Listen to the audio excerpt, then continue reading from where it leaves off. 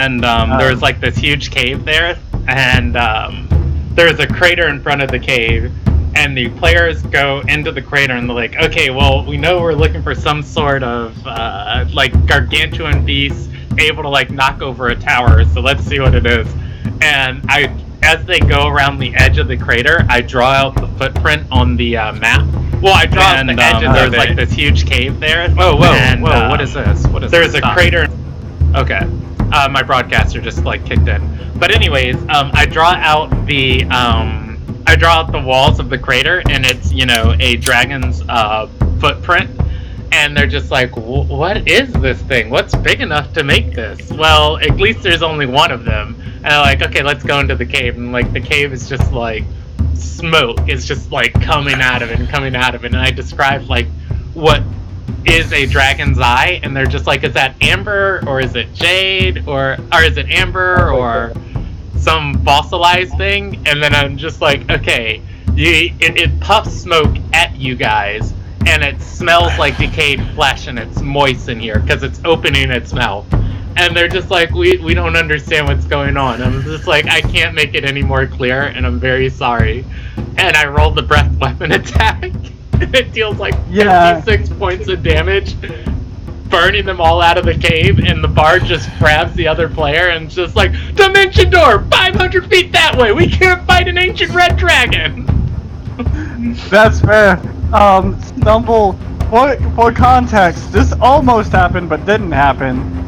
Stumble's first reaction to this dragon opening up its mouth to do a breath attack, Stumble was going to throw. He has a basically a inverse like fireball. I'm gonna put you on a timer, Wolf. Tell the story in a minute and a half. Because we are starting. Oh, I was gonna say inverse fireball whiskey. He was going to toss the gourd into the white dragon's mouth, but we then found out that he actually moved enough to get inside the building before the dragon. Fair. That's the beauty of monks and just like any type of additional movement speed. It's just like mechanically when you put it next to any feature that just does stuff at a range, it's just like, oh, you're only going to be able to do that for a turn before I'm out of here. Stumble's tabaxi feet. Double your total movement speed if you moved. You mean like Celebris stunning that one monk, grabbing Dusty, and then just fucking hightailing it?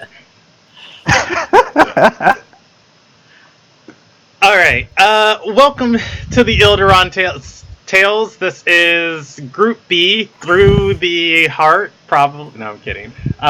Legends Lost. This is you episode... just stabbed me through the heart, Brandon. I am to blame. Might be my fault. I'm in both groups now. Oh. Let's see. I want to add the song that I found the other day. I will be right back in 2 seconds. I'm going to crank up my AC and grab myself my cheesecake. Okay.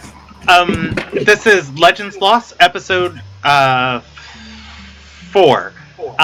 We are playing D&D tonight. It is a role-playing game. Everything you are going to see tonight is live storytelling. Nothing is scripted. If you are under the age of 18, or you're not under the age of 14, please consult your parents, as this is somewhat mature content you'll be watching. Finally, links to everything about our world, we're playing in a homebrewed setting, is down in the description. Go ahead and click it, and feel free to read more about our setting. Other than that, let's get started. If you are watching this series in the future, you will have noticed there is a skip in the videos as far as... I'm getting some feedback from somebody. Anthony, I'm going to turn you down for a little bit. I'll turn you up later. You're good. There is a skip in some of the videos as this goes from episode 2 to episode 4. The reason there is no episode 3 is because this group was combined with Group A, and their link will be posted later in here. Oh god, if you're watching this in the future, it might already be there. Who knows? Anyways, if you didn't see Group B's episode 3, That's because it was live streamed with Group A's. And so when we handle the recap, we'll be covering what happened in that live stream. That said, does anybody want a specific way for the recap to be done, or do you guys want me to pick somebody at random and just go ham on it? I'm fine with either or, as long as everybody else is. Up to you, Brandon. All right, we are going to roll a. We're going to roll a d6, including my. Who are we missing? We're missing Eric. Okay, Eric was here. I guess he just got home. So I will roll a d4, including myself, and we'll handle the recap from that character's perspective of last session. Counting down on Discord. 2. Anthony, are you there? Ah, damn it. All right, give us the recap from Celebrus's perspective. Celebrus wasn't here last game because this is Group B. Admir, that one. It was a different character. It was one of Anthony's other 2 characters. I can't even complain because my mom was like my brother's children are here. My brother's name is Quentin, and his son's name is Anakin, and she goes, Quentin, Anakin, get over here! And I'm just like, yeah, okay. Please, my mom just after a while stopped giving up when she started naming the dogs, trying to call one of us. All right, so from Admir's perspective, Terran, that one. The person in the group we are playing tonight. Yeah. Alright, so last session we did the mega session with Group A. Our point of view of it was we were discussing things with Arch-Arcanist Calgeran, and as we were leaving, the apprentice of the murder victim was coming in to discuss with Calgeran. We gave him the bomb. We are about 99.9% sure it's the apprentice. But we were told that Elena had been captured and Arch-Arcanist Calgeran was requested to come and question in for the questioning. So we decided to tag along, considering that she's a very prominent figure in the history of the university. Not to mention ties with what Admir and Dralos were doing before starting this murder mystery. During the questioning, Admir got his question in, a few other people got questions in. During one of the questions, Von V got very upset and nearly killed her and hurt everyone else in the room. Elena escaped due to someone casting a spell. We determined that they were in another plane of existence, and due to Admir and Dralos both visiting the other plane, we were able to determine it was, in fact, the Shadowfell that is being controlled by Tengu. We finished off our portion of that mega session with Admir saying, well, now it's time, since we're on a schedule now, let's finish this investigation and then we'll go and hopefully start taking out more members of the Seven and protecting the fires. Which, I mean, the Seven aren't doing terrible things. But yeah, just like Anthony said, all of that was basically what happened from last session from Group B's perspective. In addition to what he said, Elena revealed that the Seven have the body of the goddess of life, Alilia, and they are trying to restore it to its full capacity. And there was one other thing that was revealed in that session that I wanted to make specific note of. I don't remember. Parts of the god. Well, yeah, that was revealed forever ago. All right. So, go ahead. Yeah, I was about to say the only thing that that Admir took away that was important besides the Aulilia was that his patron is actually on this side of the plains and is sitting on top of one of the earth fires. Potentially on top of one of the earth fires, if not on top of it, very, very close.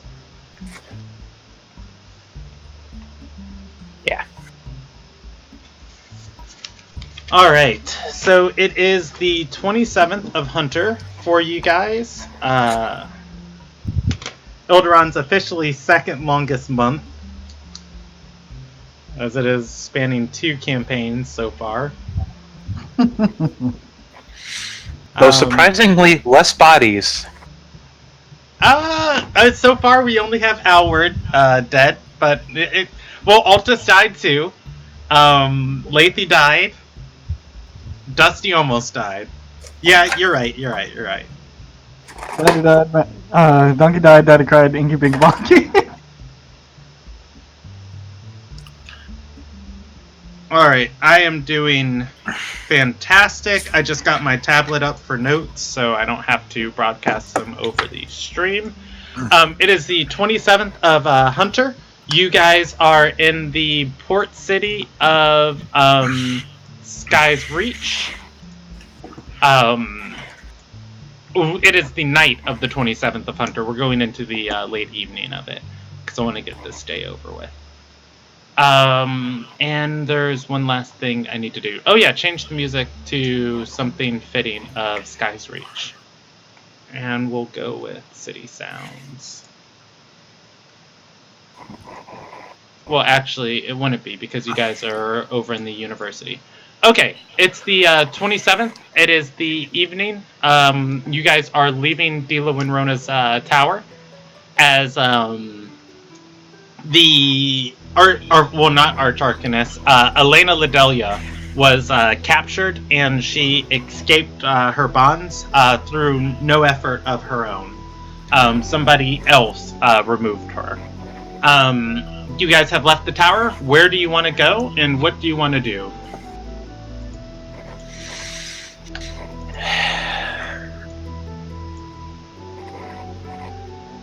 Well, after that discussion, I think it'd be prevalent if we just moved our investigation along. Don't you all agree? I agree. Yes, I agree. I was hoping to do this a little more tactfully, but we might have to push the envelope as I will. Where? What are you planning? Well, me and Siegfried here both have ways of getting information that they do not wish to reveal on their own. I'm usually quite good at detecting if somebody is lying, although not the best at it. Well, no offense, Von V, but with your hot-headedness you just displayed, you might want to take a step back for a moment and recompose yourself. I only can do that once a day.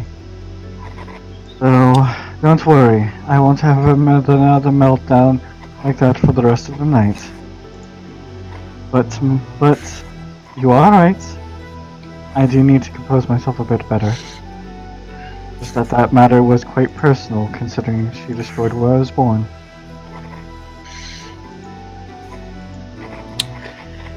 All matters involving that woman are getting personal to me now. But you need to keep a level head. I tried, and I failed. I'll work on it. What say you, Siegfried? Sure, why not? I just want to know though, what could we even do? Do we just find this guy? One of our spells, get him to tell the truth, but is that enough? Well, considering we were given basically absolute authority by Udila to ascertain and determine the culprit.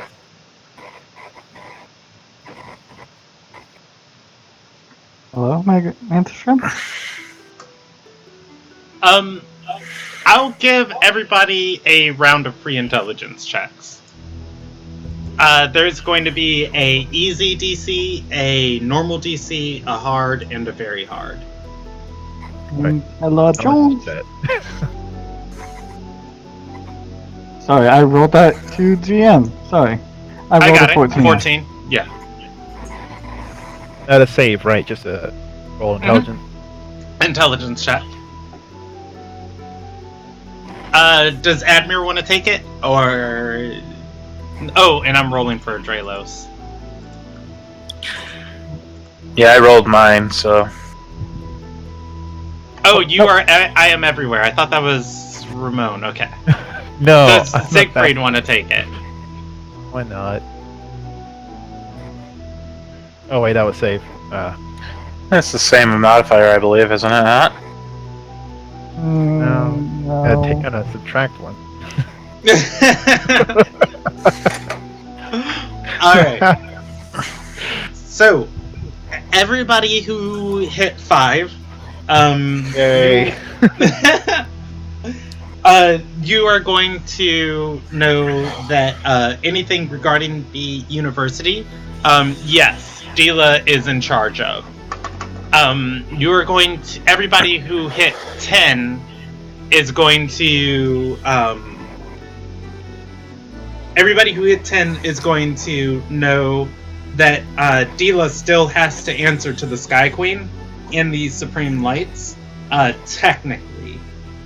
If you hit 15... Oh, just barely missed it.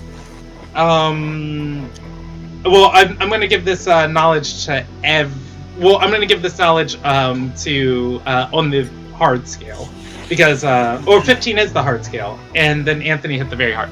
Okay, I had to just think about all that. If you hit 15, you are going to...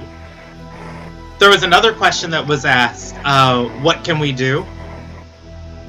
You are going to know that anybody in Ililnagai accused of a crime has the right to plead their case to a light, which you would need some sort of evidence in order to justify the case to a light.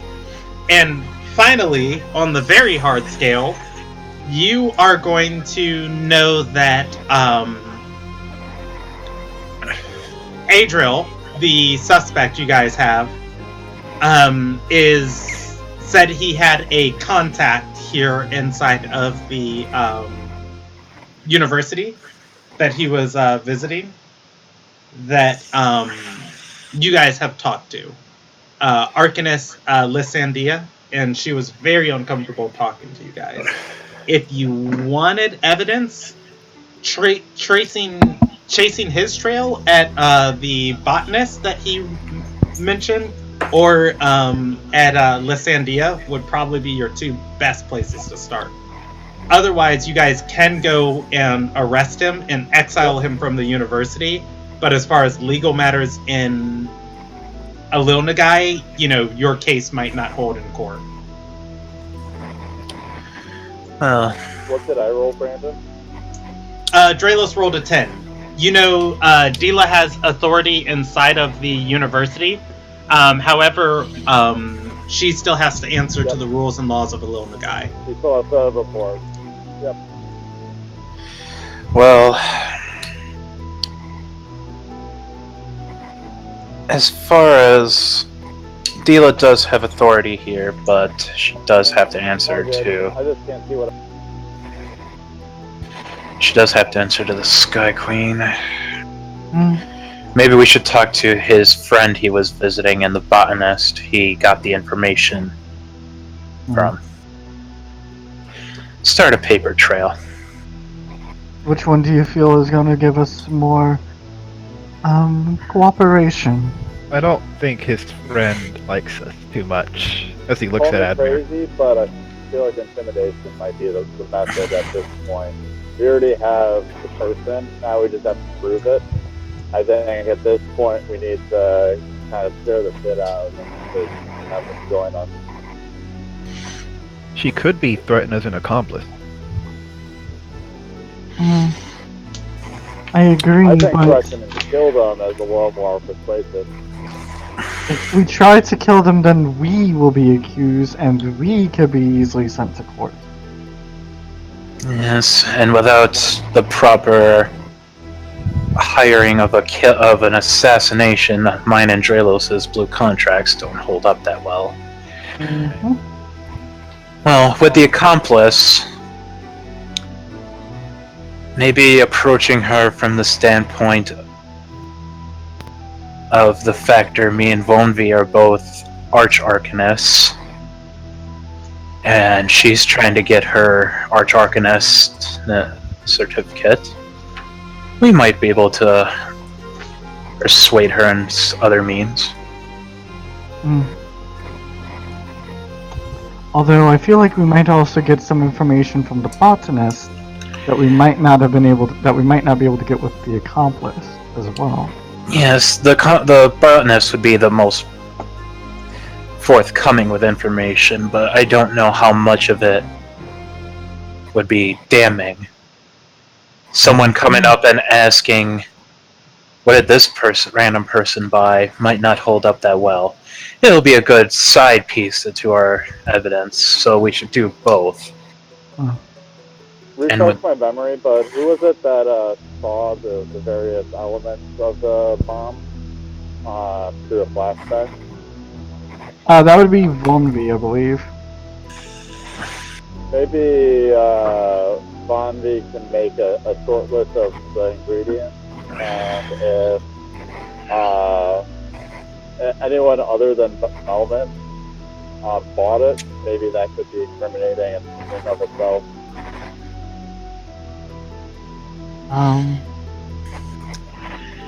From what he was saying, he doesn't want anything to do with this.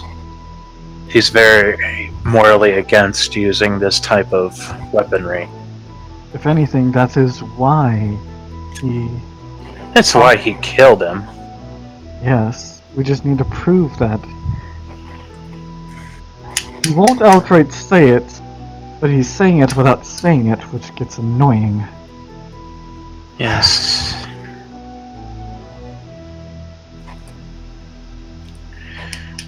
Well, with the time of day it is, I doubt the botanist shop will be open at this time, so we could try the arcanist, whose name I've already forgotten. I apologize, Brandon. Lysandia. Lysandia. And if it would make you all feel better, I can let Taryn take the reins on it.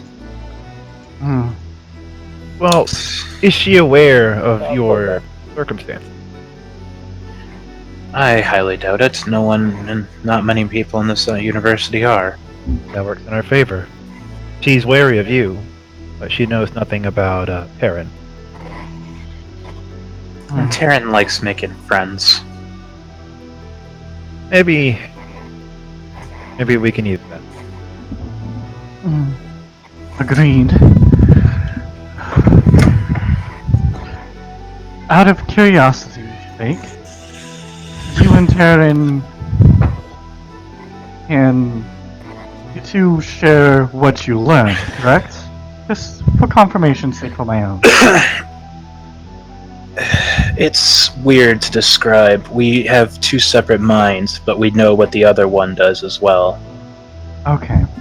So she is aware of everything that we are saying to each other at this moment. I just wanted to confirm that. I've never really encountered one like that, so I wanted to ensure that we didn't have to reiterate ourselves.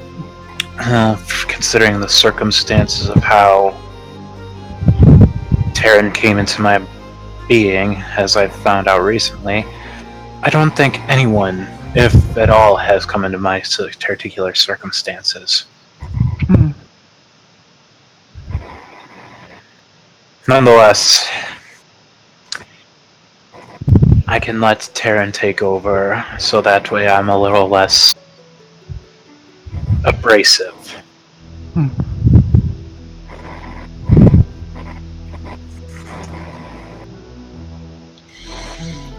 And I will close my eyes, and then I will use my new Warlock invocation I just picked up, finally. Mask of Many Faces. Oh, back to being able to disguise yourself. That's cause disguise self on myself. Alright. So do you guys head to the the southern commons, where Lysandia teaches? I believe that's the plan. Yeah. Alright.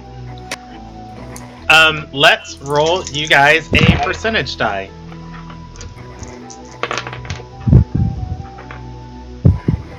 Alright. Heading to the communes. Oh, you know what? It is late tonight. So yeah, the communes are actually going to be they wouldn't be empty. There would be a couple of people out here studying in groups, and maybe a couple revelers or students just talking and relaxing about. Going to look for Lysandia. There would be like a staff office here, which would be a communal office of multiple people. Like when you're teaching, you just come in and use this place, kind of like for adjuncts. And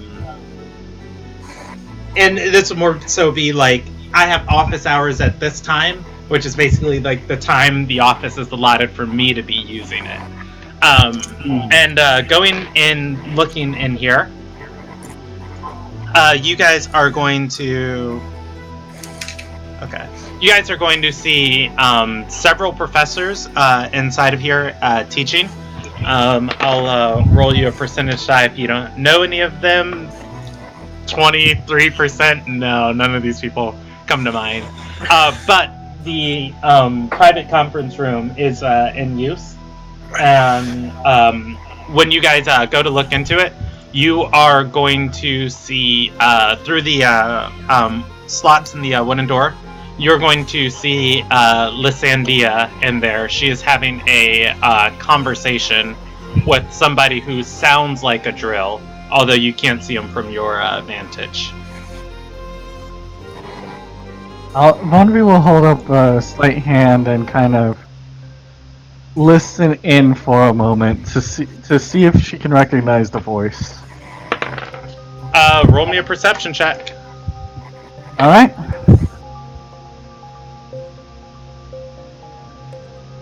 Perception. Will you Roll roll one for me too, Brandon? Okay.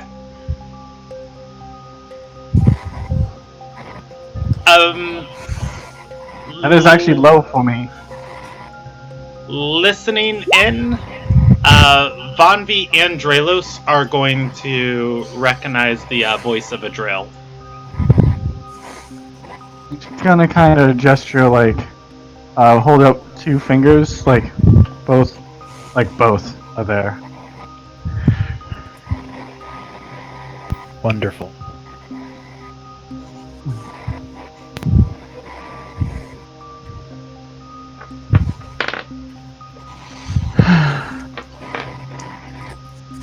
And I would discern what they're talking about, correct? Well, that was just to recognize their voice. I'll roll them a stealth check on. Yeah, I mean, you can just hear their discussion going back and forth outside the door. Presuming you guys aren't being stealthy, Lysandia has like taken notice of you guys. Yeah, but you're half orc in plate mail, and you're a paladin. aren't necessarily so. I'll roll Dralos a stealth check though. And he Lots gets that of clanking. Yeah, Dralos gets a 25 on stealth. You don't. I still see you.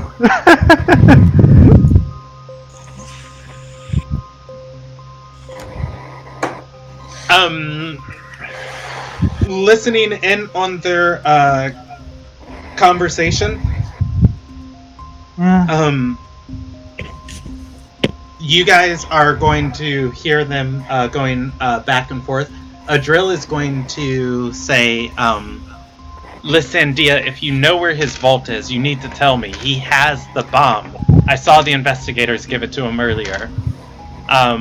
Lysandia is going to shake her head and say, I don't know where he keeps that vault at. It's only his assistant has that information.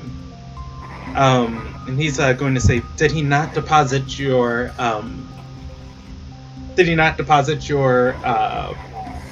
script or your thesis in there? Lysandia is going to nod and say, yes, but I didn't see him do it. Adrill is going to go, it's got more complicated. Lysandia is going to say, Adrill, did you kill Minlor? He's going to look at her and say, I didn't come here to have a grudge match with my old master. And she's gonna just breathe a sigh of relief and say, well then our friends at the door would be happy to hear you say that. He's gonna turn around and look at the door and say, following me at my every step. He calls out to the door. Lysandia is going to start packing up her things. Adrill waits in the room, his hands in the pockets of his robes. She walks to the door, opening it, sees the lot of you, and she doesn't have to bow. This is a Lilna guy. She's just going to say, Ilyaria, nod politely, and turn sideways and kind of move past you guys and start going. Actually,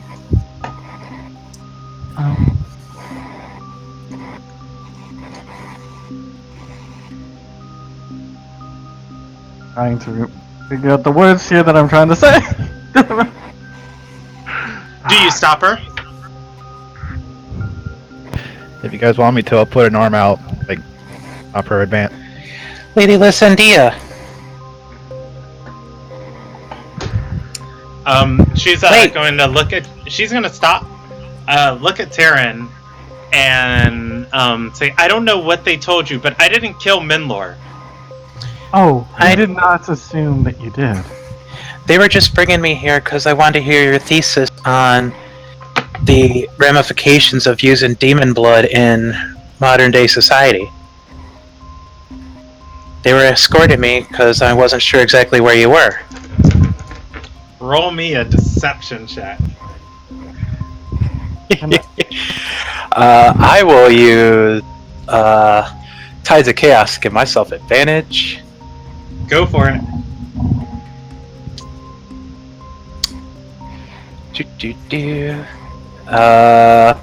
And throw on top of there a bend luck at a d4, just to be safe. Because wild mages are stupid sometimes. 15. It's not great. Yeah, no.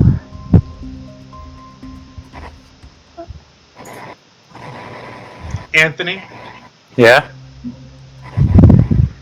You know she has reason to be suspicious of you. And she definitely incited your deception check. Would you believe me if I told you she rolled a 14? Yes! Yes! She was attacking your check, and I was like, oh, she's got that, even on this low roll. And then that one. Literally 1 point. She's gonna, like, look at you, look at the, look at each of these investigators here. Siegfried in his armor. the tier. Island wave. Yeah. And she's Friendly. gonna say, I gave a copy of it to them earlier. I don't have an additional copy.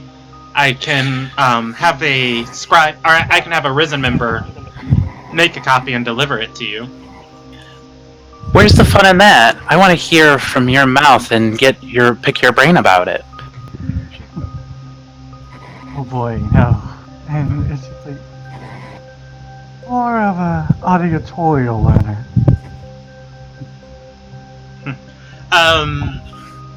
A drill is going to laugh and say, ha, well, I'll see you later then, Lysandia. Seems like your night will be occupied. She's gonna look at him like walking by, as like almost eyes of like, don't leave me alone with them. And he's going to walk by and leave. And she's going to say, well, if you'd like to sign up for a course, I can teach you. But as far as my brief thoughts on the matter, let me actually pull up her thesis. So I can accurately give them to you.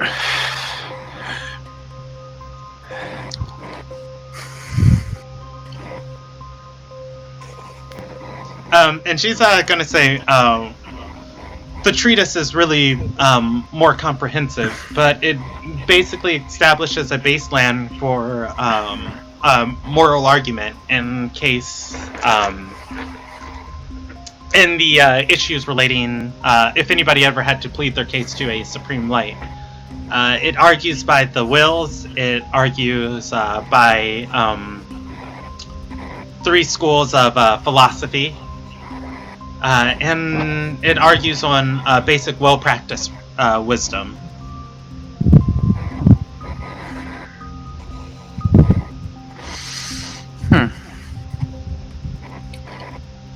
From what I understand... Oh, go ahead, sorry. No, go ahead. From what I understand, you're obviously against the practice of using said items and the such. Are you just against the use of them in general, or say someone comes across an item? I've heard tale of black candles of invocation, things of that nature. Would those be considered taboo under guidelines that you're trying to present to the Academy? She nods and says, what I'm suggesting is a drastic restructuring of our interpretation of Life's Respect passage. If you're familiar with it, it says, in your form I was enlightened. Upon my first passing to an experience I never want to afflict on another again. Many inside the government and in positions of power use that line as a justification for killing. But if you look at the line differently, given the chance, if we have the power to do the right thing in absolute power, these experiences wouldn't exist. From that, we cannot morally qualify in any situation causing or inflicting these things upon anybody else. Establishing that as a baseline for researching, hunting, and the uses of demon blood. She shakes her head and says, if you can make a better world, you make a better one. Well, then here's a question. Does your philosophy also extend out to the Terrai? And she's going to say, in regards to demon blood? Well, more or less using or destroying of said creature for personal or ill repute gain. And she is going to nod and say, yes, using them as weapons would also be immoral. But what about what they have to do to live? They don't wish this fate upon anybody else. But they, as I can vouch for quite a few, of them. But some of them honestly cannot help it and must do it to survive. Would you say that in it of themselves is breaking the law under that for their own survival? She is gonna smile and nod and say, very astute, but that is why my treatise very clearly defines that my moral argument focuses around demon blood and extraplanar entities. Terai and their regards to Alonagian law is more political. And like to ask- she's I would going to like to look ask, around as she says that. Go ahead, I'd like to Eric. ask, where did the inspiration for this came from? Was it The inspiration for her work. Let's see. You know what? She is going to say, I read a book, stories. It was ramblings from a madman. And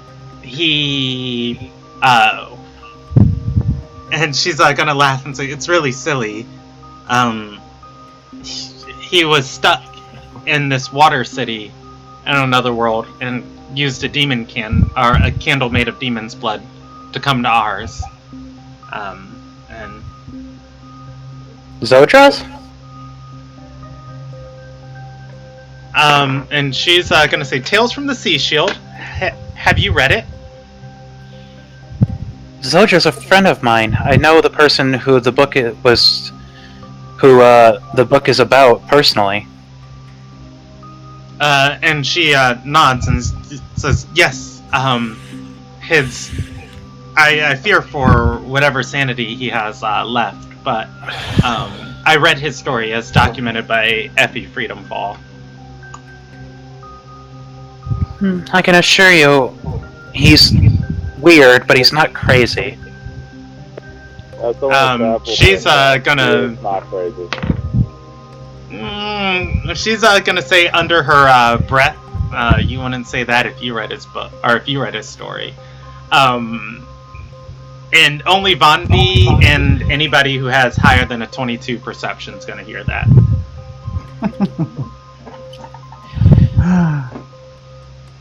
Trust me, I've seen some crazy things myself. This world is full of them. Now let me ask you this. Say, for instance, the demon gives the blood willingly. Does that cause a moral conflict as well?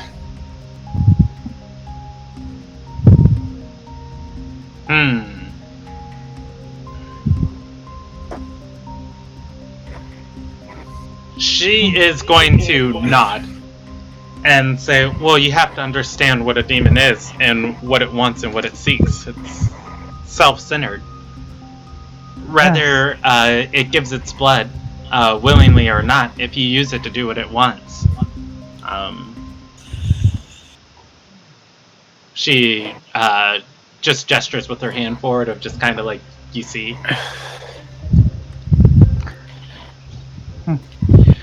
Do you feel someone who's utilizing for practical or even monetary gains is unforgivable?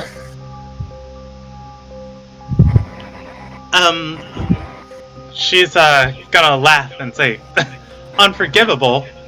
This is a Luna guy. Every sin's forgivable.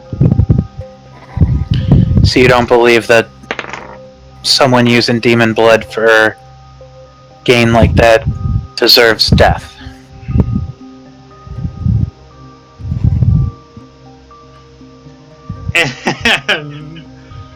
And she's gonna say, oh, by providence, no. They deserve enlightenment. And she's gonna like gesture to her chest and say, I'm not a member of the Sun yet.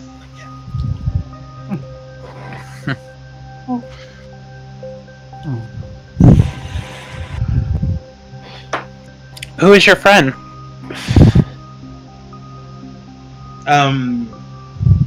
she gestures to the path Adriel walked on.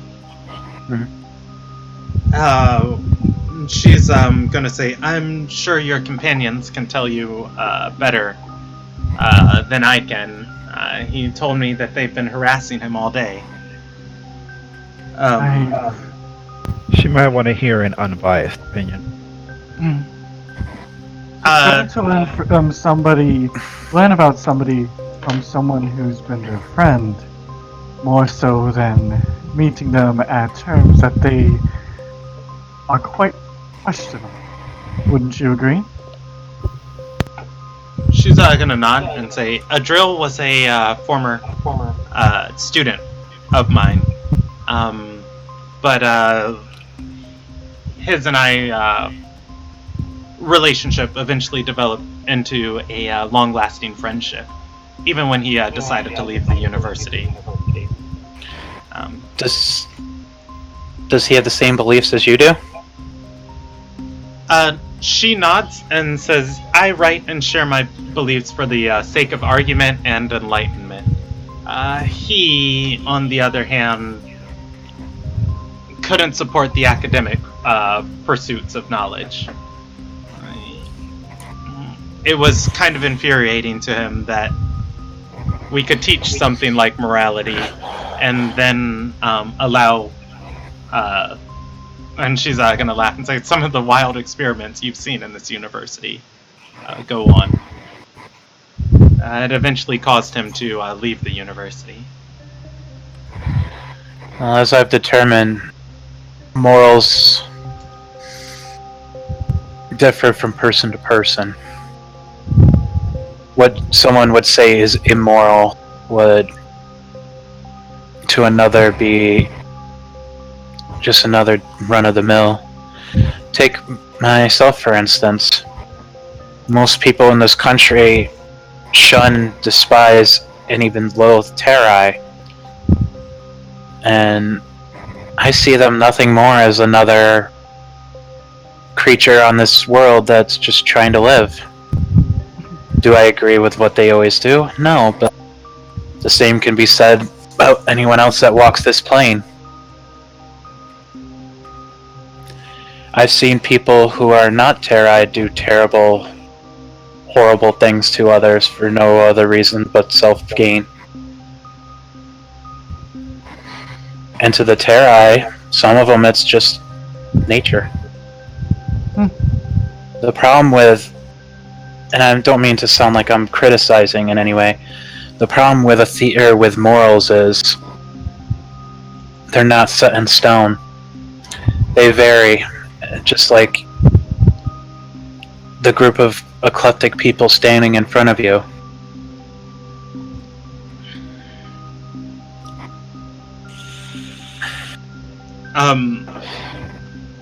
She's going to say, well, if you want to know more about him, and she's going to look to the rest of the party and say, he brought some things to my attention. The Arch-Arcanist Kypeldon Calgarin, he was using my treatise to prepare an argument in case he was ever called into a court of law of the Sunye.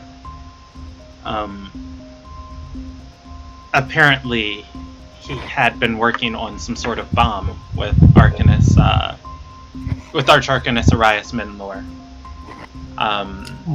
Adriel was contacted by Kypeldon, but he wasn't able to work on the project.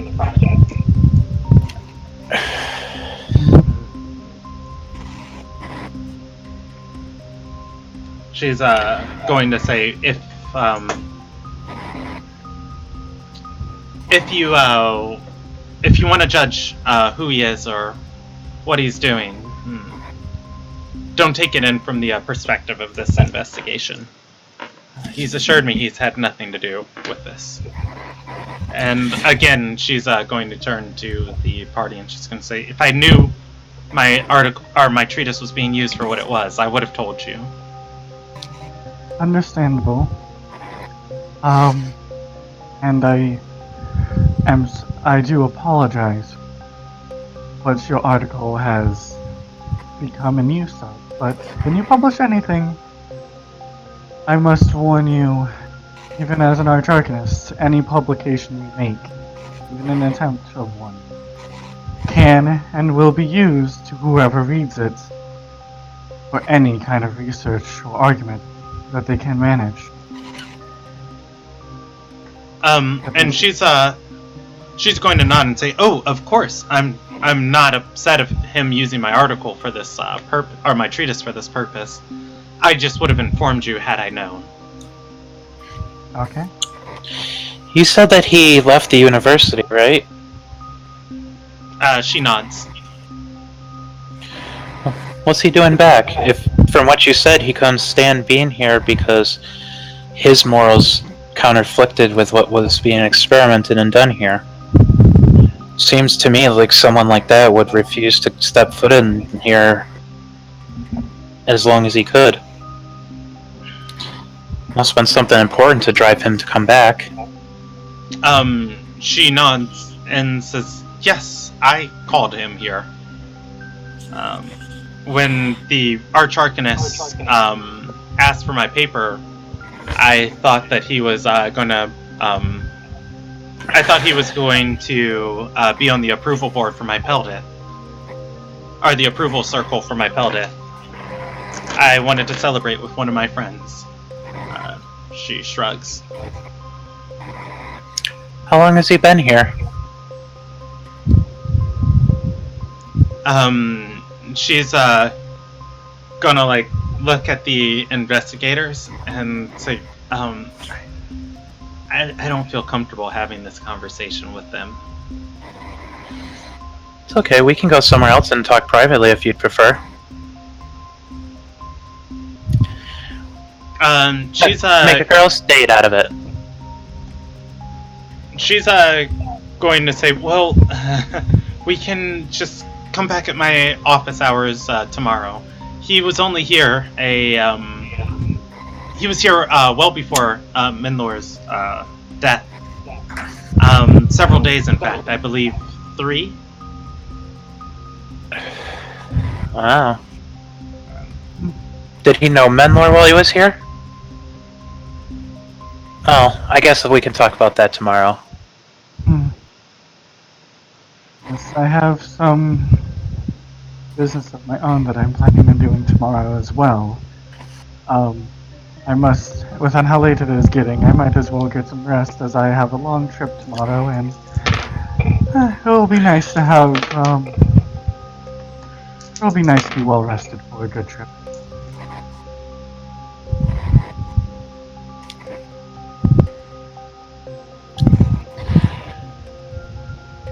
Alright, well, thank you for talking with me, Lady Lyacindia. I'll come and see you tomorrow. Alright, as you say that, a metal hummingbird is going to zip right past you, right to where Lysandria is gesturing, and then just completely unravel into metal shavings. Falling out of the air. She puts out her hand as a small scroll falls into it. She's going to say, "Yes, of course." She opens the scroll just momentarily, and then closes Those things it. never stop me. No. Making a passive, would be an insight or investigation, just kind of reading her facial expression as she reads it. Insight. Alright, my passive insight is a 22.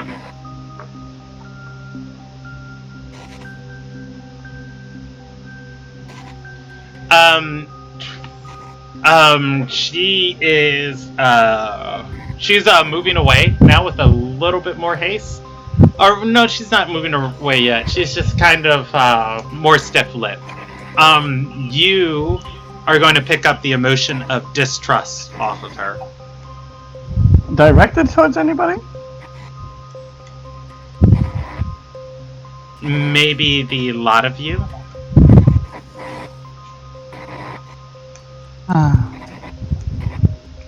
And she's going to say, of course, if there's nothing else, enjoy your night. And she's going to start walking away. Enjoy your night. Out of character, I make a little poll of little parties. Do you think it'd be worth following the Sunday itself? I think that would be a good idea, Drelos. As I pull him into the room out of eyesight. Yeah. Just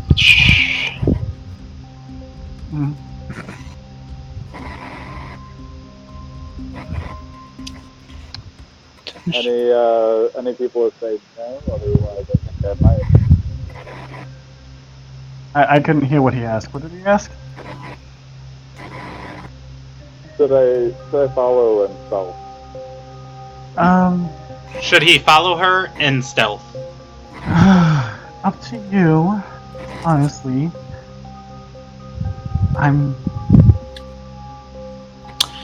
I could send Tapa with you so that we have a line of communication. Do you happen to have visibility to help him out? Unfortunately, I don't have it ready. Let me check. Let me think for. I have an invisibility spell, but it's only lasts for a minute. I do. I can cast. Would you?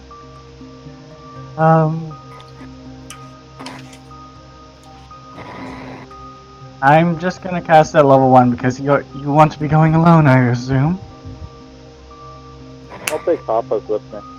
Alright. Can Tapa turn invisible himself? Not right now. He's a pseudo dragon. Take me. Alright. Again. I can do it at I just needed to know how many. I'll cast invisibility at level 3 on Tapa and Drelos. Alright. So as he puts, she pulls out her paintbrush and does these thematic component with her paintbrush as if it was a wand, turning Tapa and Drelos invisible.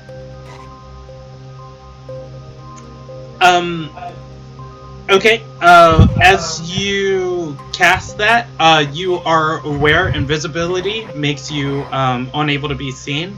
It does not make you unable to be heard. Good thing myself is super high. Yeah, I'll give everybody advantage on a stealth check to follow her. Otherwise, you're going to have to follow at a range beyond 90 feet so she can't hear you. Which is hard to do in corridors. I thought it would be just Drelos following. It's just me. Drelos and Tapa, and yeah. Okay. And Tapa's, doing the climb on his shoulder and stick there, relaying information back to us. Okay. Yep. Because I don't think they still need to be within range after I cast it. She's like, this will last up to an hour. She said, so keep an eye on time. Will do. And as if it's just you can't even see me, it's just like, yep, will do, as I go around. Alright, and then I will climb on the back of Siegfried and act like I'm a drunk person that he has to escort away. So that way I can go through Tapa vision. Alright.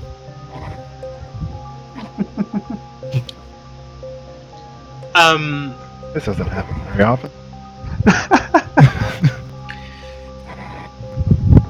Don't be weirded out. The last guy that something like this happened got a little freaked out. Oh, okay.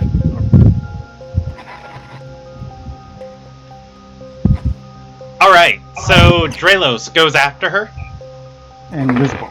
Yes, I do. Alright. What is Drelos? Oh, Drelos' maybe... perception's like 17. You're good. She can't out-stealth you. I'm going to keep a distance of maybe about 20 meters, so I can come closer if need be, but far enough that minor things I'm trying to set it off. Like weird dimmers or any kind of thing. Okay. You are very, very fuzzy for me. You said you were going to be a minor distance away from her? Correct. Maybe about 20 meters. Okay, about 20 meters away from her. So that's 60 feet. Yeah. Alright. So, following her at a range of 60 feet, she does try and lose you in a couple of the corridors. She doesn't know you're following her, but she is being very stealthy. You follow her for the better part of 10 minutes before she exits outside to the back area of the communes. And she heads towards the central... Literally, Toppa was hanging out on Dralos' shoulder, and whenever something bad was happening, we had a direct line and knew exactly where Dralos was, because as long as we're on the same plane of existence, I know where my familiar is. Alright, stream's back up. Awesome. I am very happy that it's back up, but I am going to AFK for a quick second. Because I'm going to use the restroom and give everything a minute to catch up. And make sure it doesn't go down again. Give me 20 seconds. Well, 40. I gotta wash my hands. Stream status bad. Yeah, no, I saw that. Brandon's left us alone. We control it now. Oh boy. They admit to their guilt, and then we go, and then we become big damn hero. Haven't you heard? A good strategy. No, might be haven't that you heard? once I'm we the slide- unofficial boss. I'm the once official we, mini boss. slide in- Once we slide in, I think I might come a little closer to her. We'll bond it. Yeah. Good thing about invisibility, I don't need you to be within range after I cast it. Yeah, it's just constant. As long as you don't Yeah. cast any other spells that require concentration. Which actually is a lot of my spells. It's about half. But I'm not planning on casting any other spells, so We leveled up last time, right?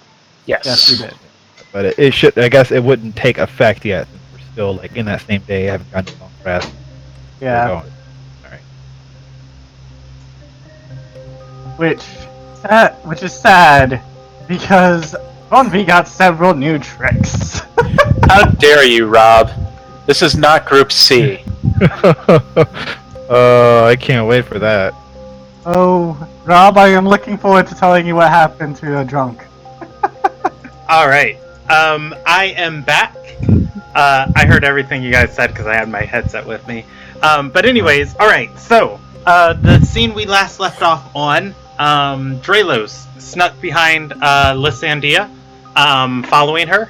She went to the she snuck throughout the faculty building, and then went to the went out a back exit of it to the central communes. She's meeting at a small fountain area.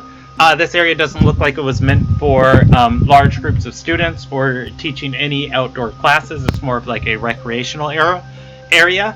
And Dralos saw a drill there again a second time. I didn't hear that part. Interesting.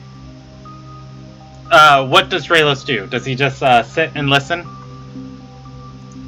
I'm going to be within 10 meters, so about 30 feet. I think I should be able to, with perception, be able to pick it up if they don't see me.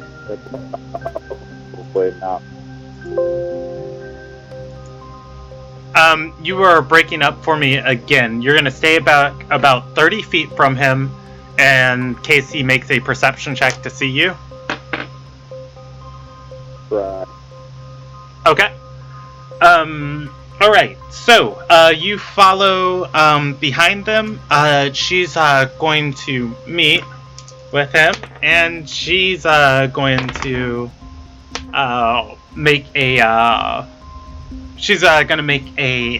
stealth check to speak stealthily. She doesn't beat Drelos's passive perception, and a drill is going to match your passive perception. What about Papa? What is Tapa's perception? He's attacking yours, so it goes in his favor. You can't make out what he's saying. Would you like me to roll a perception check for Drelos? Yes, please. All right. Drelos gets it. Oh, that was a pipe dream. Anyways, someday I'm gonna give somebody expertise in stealth, and they're just gonna have all the sneaky shenanigans go on, and it's gonna be great. Is it not Dusty? Well, Dusty's not an NPC. Oh. I was gonna say, isn't that Caden? Oh yeah, actually, yes, that's fair. Plus a racial bonus to herself too. His perception is passive is 13. Okay, you are not going to be able to make out what's being said. Tapa will have to roll a perception check if you want him to. And so this will be a +1 to this roll. Wait. Do you have does he have? 0. I just gotta see if he has proficiency in perception. Oh wait, he can't roll a 0. His max is a 2. Or his lowest is a 2. 2. He has a +3. +3, sorry. 4. Come on, guys, chant it with me. 9. Oh, 9, I was about to say, if I said 4. Yeah. Alright. Yeah, so I'm not gonna hear shit. It's a 9. Alright, so, as Tapa is back here on Drelos' shoulder, Drelos is going to watch this meeting go on. You can see Lysandia and Adril talking, but you can't quite make out what they're saying through Tapa. But Drelos is going to pick up on this conversation, and if at any moment you want to intervene, Eric, let me know. When she meets with him, she's going to pull out a scroll and say she's going to pull out a scroll and say you can't send me letters like this with them right there in front of me. And Adril is going to say, "Did you lose them?" She's going to say, "I took a winding path. I took a winding path out of the offices." And she shakes her head and says, "I wasn't followed." He's going to say, "Good. So I've been thinking about the thing that has to be done next." He pulls out a stack of papers and hands it to her. And says, "I've made adjustments to your treatise, a couple addendums, and a couple additional notes and sources cited. Give that to Archarcanist Kaipeldin, and he'll deposit it in his vault along with the other copy that he had." And she's going to say, "No, he'll have his risen member deposited in the vault, and you still won't know where the vault is." And he's going to say, "No. I read Minlor's notes. Those bombs, he had them to detonate to some sound. This copy of your treatise is enchanted with magic mouth. When it gets inside the vault, it'll go off several different frequencies. One of them will ignite the bomb. It'll be exploded, and all of Minlor's research will be gone. The project will be dead." And she's gonna say, "When it gets to the vault, it's going to explode?" He nods, and just, "That's gonna kill the risen member. That's murder." And he's gonna say, "Yeah, but think about what this bomb is gonna do." Lysandia is going to shake her head and say, "Look, they're already trying to find out who killed Minlor. I'm not about to kill another person while an investigation's going on." and she's going to shake her head and start walking away. He begins casting a spell. Draelos doesn't have counterspell. Draelos can't do anything. He casts a spell. She fails a wisdom save, and she stands still. He walks up to her and says, "You had great new ideas concerning your treatise. You're being considered for your Peldeth, and you want to make sure that that you have the best opportunity to make your case to your Peldeth circle when it is chosen. That said, you've made addendums to your treatise, and you are going to give them to Archarcanist Kypeldin tomorrow morning. You'll then discuss the changes with him, and he will deposit them in his vault. You never met with me tonight." She nods. He hands her the papers, and he's going to say, "Also, forget the conversation we had before this." She nods again. He begins walking away. She stays like that for a few more seconds. After a minute, the spell fades. Is the drill still there? No, he walks away. She looks around and looks at the papers in her hand. And she's gonna look up and then start walking away also. I would choose to continue following. She's... How long do you follow her? My goal was to get an opportunity to take To take the papers? Alright. You got plenty of opportunities. She's just going home and going to sleep. So I'll follow her Well, home, she's actually going to be like... Yeah, she's actually going to be reading over them as she's walking. Alright, just following this lady and breaking and entering. Okay. That's nothing new to me. Whatever we do for a little guy. She's going to go back to her quarters, and she closes and locks her door before you're able to get in. Do you just want the door open? You know, I'm gonna roll her a percentage check real quick, because I'm gonna say above 65%, she uses arcane lock because there has been a murder of a close associate of hers, and she might be on the list next. Let's see, 76%? Yes. I'm gonna have to look at how arcane lock works because I've never used it before. I think you can still beat it with a lockpick, but it's harder. It just raises the DC. Alright, you touch a closed door, window, gate, chest, or other entryway, it becomes locked for the duration. You and the creatures you designate when you cast the spell can open the door normally. You can set a password. When spoken 5 feet, suppresses the spell. Otherwise, it is impassable until it is broken, or the spell is dispelled or suppressed. Casting knock on the object suppresses arcane lock for 10 minutes. While affected by the spell, the object is more difficult to break or force open. The DC to break it or pick any locks on it increases by 10. Alright. That is going to move the check for this to 26. Guys, I don't think it's possible for me to successfully do it. How far away from us is he? Draelos, you have a plus 10 to sleight of hand. You're baking on a 16 or higher on the roll. Oh, it's not that bad.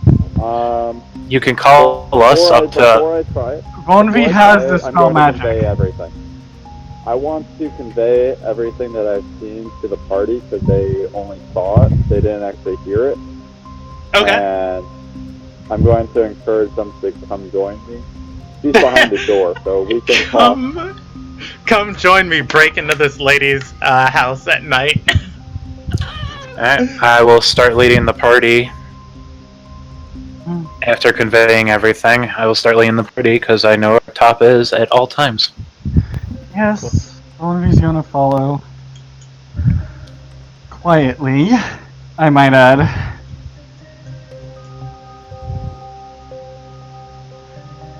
So what? Roll stealth checks. Thornby's actually gonna be able to do this. Thornby's gonna give everybody here bardic against me. Well, no, you guys, she's asleep at this point. Like, if Draelos has his ear to the door, he hears her get ready for bed, and then, like, these aren't very big things. You can they're pretty much like dorms for professors. And you can pretty much hear her, like, shuffling in under some type of linens or covers or something.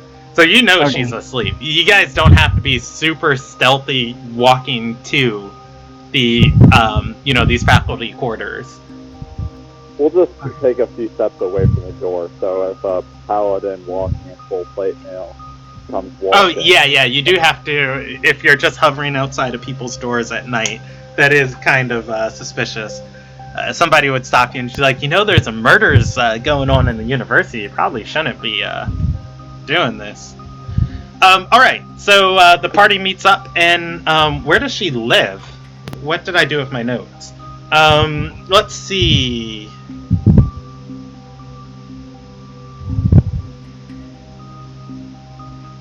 You know what? We're gonna give her a nice place. She's gonna live in the Windar ward in a adjacent housing building for staff in the university. It is next to the Lucky Spell Inn. And these are going to be that wasn't nice better than my home. rooms. I'm a bit jealous. It's just like Bonby's just gets there silent jealousy. Okay. Well, maybe Bonby Bonby should grumble. teach real subjects other than anthropology. Fake Hear professor. Bonby grumble. Like, I don't want to place one. It's just like, and I get stuck with them. Okay. Alright, you guys are outside her quarters. She is asleep. I'm going to roll a percentage die of how light of a sleeper she is. Draelos heard her cast a spell on the door. You can roll an Arcana check of if you know what the spell is. Very few spells you can cast on a... Well, no, there are lots of spells you can cast on the door. Let's see. What level spell is Arcane Lock? I think it's first level. The second level. Second level. Alright, 13. You were going to touch it.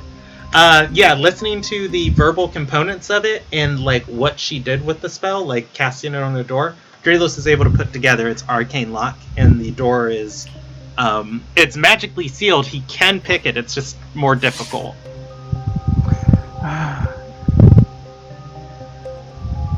Thornby, you want to dispel it, or do you want me to? I can. For the greater good. It's for the greater good. I'm gonna be rolling, and I am going to pull out my paintbrush and cast Dispel Magic at... You know what?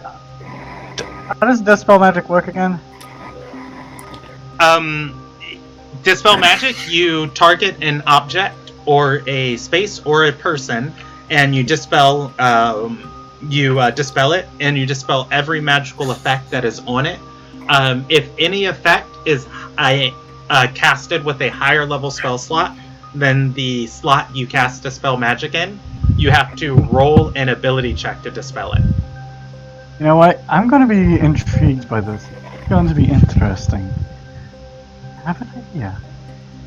Bonby is like going to look towards the general direction of Draelos, saying, "Give it to me, and then we're going to place it back. We're going to make this easy." I'm going to cast Dispel Magic at a 5th level spell slot. How dope would it All right. be if we Wait, put this the You just spell it. Arcane Lock? Yeah. something? No. I'd like Go to ahead. throw out an idea. Let's take the papers, get a Risen to make a copy, put them back on. No, what Von V is going to do is take those papers and then use Dispel Magic on those, and then have him give them back, and then put them back in the same spot. I'm gonna give everybody a intelligence check for free. Let me know what my score is. Oh, wait, I have, I am doing so bad with these rolls recently. I wish I had advantage. That would have been much better. Oh, 0 for Siegfried 10. I've been doing so bad with these intelligence check, friend. Von V is not Von doing V. that. Alright. Von V did good. Von V, that's a pretty good idea if you want to save that Risen member's life. But if you dispel the magic off the papers, then they're just papers with words written on them. If they have untriggered magic on it, that could be evidence. Each spellcaster leaves an arcane trail. Yes, and it's just like on person he did something here, right? So that could be a spell. Couldn't you dispel that on her? yes, I could. We should take these papers and we should give them to Arcanist Kelgaren. Explain what we saw, what happened. That's good too. I am going to try and be quiet and also dispel her so she can understand what happened. She deserves the right to know. I think we should also, when we give it to our Arcanist, not do it in the presence of just saying. No, tonight would be a better time to do it, since we know he won't be there tonight. Alright. Dralos, the door should be no longer magically locked. You should be able to get us in. I can confirm I broke it. Alright, Brandon. Work your DM magic, rolling my die. If the lowest you can roll is a 20 and the arcane lock made it a 26, something tells me you couldn't fail if you tried. Give me one more. Worst case scenario, I have one. One more thing for Dralos. I'm gonna roll him an Arcana check. You saw the spell being cast. You weren't aware of what spell was being cast when what's his face? What's his name? Adrill cast it, but you saw the components of it, you saw the spell being cast, and you're able to put it back together. Modify Memory. The spell Modify Memory was casted on her. What level of spell is that? Well, this is just information Dralos knows. He told you guys what happened of he did some magic stuff to her. He tells you guys that Modify Memory is cast. Anybody who has Modify Memory on your spell list, or rather who has it for their character spell list, or knows what it does, can use that information freely. I'm not giving you guys any more free intelligence checks. I just wanted that to be out in the open. As a class or on my spell sheet? Okay. If you have it on your spell sheet, I'm going to say you can use it freely. If you know what it does as a player, you can use that freely too as your player knowledge. Otherwise, if you don't, I will say it's an Arcana check, and I will put it, and I will give you information varying on the magnitude of Arcana that you roll. Of just Modify Memory, what's that do? That said, Dralos is ready to pick the lock, and as he's picking the lock, he's going to convey that information. And I don't know what your reliable talent affects and doesn't affect. You have refined Anything he has intelligence. proficiencies. Okay, anything you have proficiencies in? Alright, so you're trying to pick this arcane lock. You are going to like be moving tumblers, and you're gonna feel like the magic just like completely shifting around, rotating these tumblers horizontally rather than like vertically, and it's like when you swear you pick like falls back in place, and like you can't get your bearings about this thing. You fail to pick it. I have luck. I would like to try again. Oh wait, no! You guys dispelled the arcane lock. We dispelled it.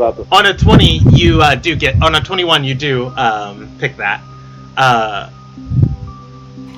The door is going to open. This door is nice, so I'm not going to say it creaks. Yeah, no, not like violent beasts. Sorry.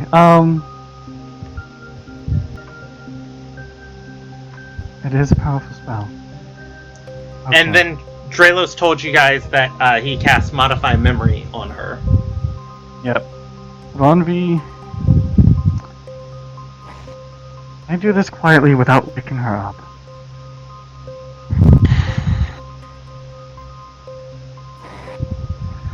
He's going to look at the party members and say, should I remove the spell now or later? On her. Huh? Should I remove the spell on her that he cast on her now or later? She's going to think that she has adjusted paper. Right. Ronvi's going to quietly walk and tap her head with the paintbrush and cast at a level 7 spell slot Dispel Magic. Okay, give me a stealth check. Okay. Because she is sleeping. Bad. Yeah, that's not terrible. Alright, you are going to walk in and you are going to cast Dispel Magic. You can't cast spells subtly, but she doesn't seem to notice you as you cast it and you touch her forehead. This is at a 7th level spell slot, by the way. And the magic is going to ripple over her, and you don't seem to notice anything different. Alright, I don't feel it. I don't feel the spell resisting at all, do I? Like, No, you don't. Like, I'm pretty sure with Dispel Magic, I would notice that if the spell is resisting, that's a high level spell than what I cast it at. Okay.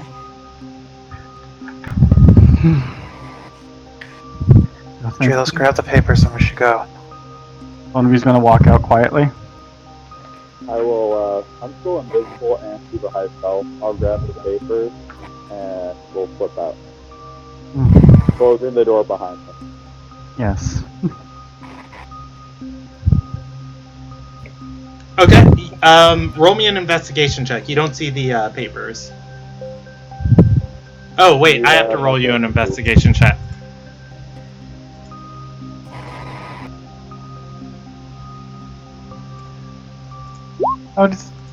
Oh. Can I provide the help action to help him? Yeah, it's 9 and a 9. So that turns into a 10 plus 6 is 16. You rolled 2 9s. Do you want to luck either one of those? Yeah, I'll use luck. Alright. And one final check. Alright, 21. You are going to like search around her room, and you are not going to see this at all until finally you get like next to her bed, and all the boards in this room are aligned in one direction, and there's like 4 boards going like vertically in the, or not vertically, horizontally and perpendicular in the other direction of the floor. Moving these up, they're all loose, and there is a small box here in the floor underneath the floorboard. Opening it up, it's not locked. You're going to see a journal in here. You're going to see the papers that she was given, and you're going to see what looks to be like several more research ideas, like just uncompleted.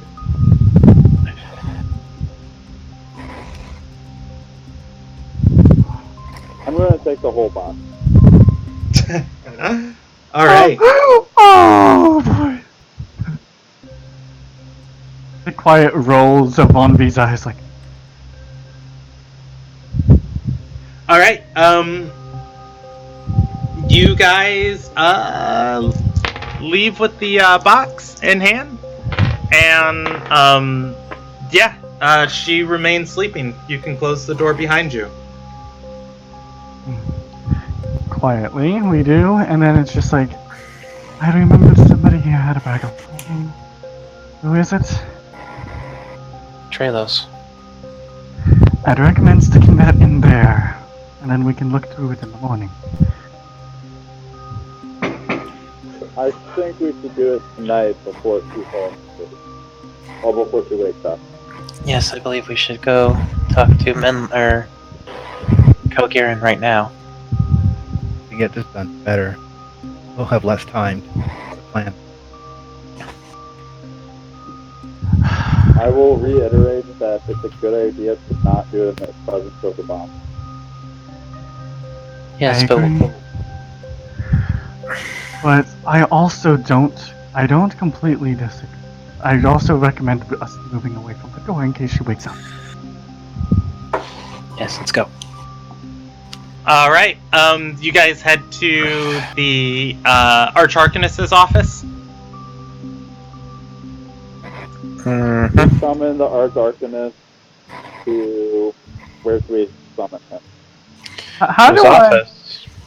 Yeah. We'll get to go to his office, and then if the So you know resident that's- member is there, awake. And we summon him to his office because we know that his fault is not there.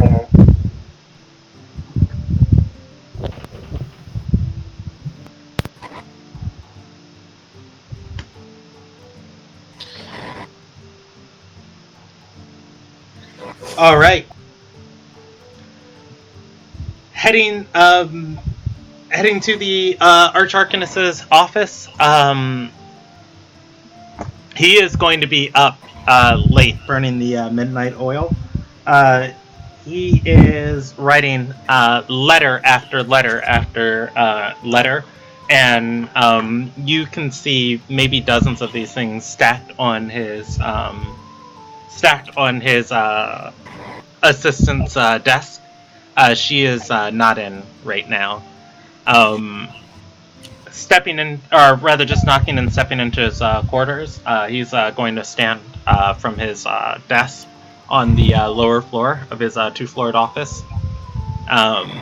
And he's going to look at the lot of you and gesture for you to come in. He says, Wait. well, he's going to say, well, news of my, it seems that news of my project didn't stay off the official notes of your record. Headmaster Dila Winrona found out. I must apologize, as we already had known by the time I got to know that you had gotten here, but I must say,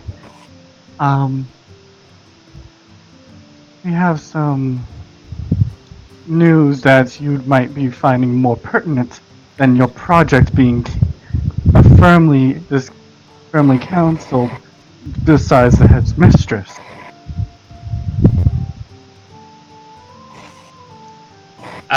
He's gonna say, please, I'm trying to save my job. I'm trying to save my my country, and now I'm trying to save my god. If there's something more pertinent, bring it to my attention. We just saved the life of your resident.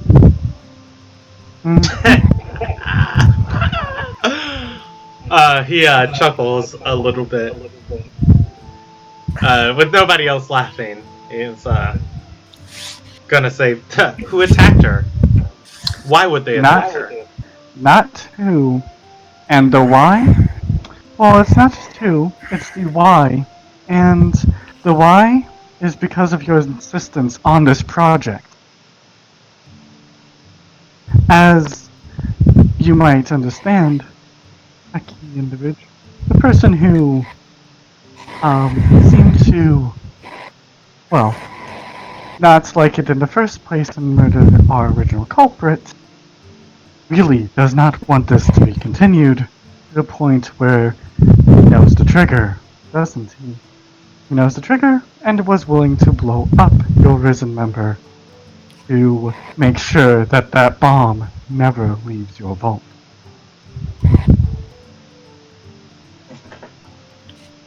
He's gonna run his hand over his mouth and his mustache, his mouth, and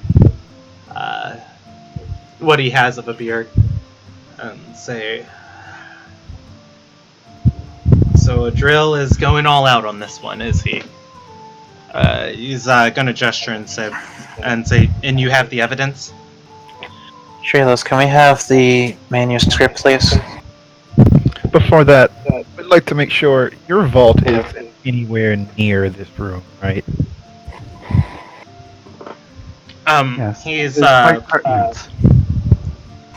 he's going to shake his head and say, "No. When the university's vault got attacked and items stolen from it, I moved mine to a personal location.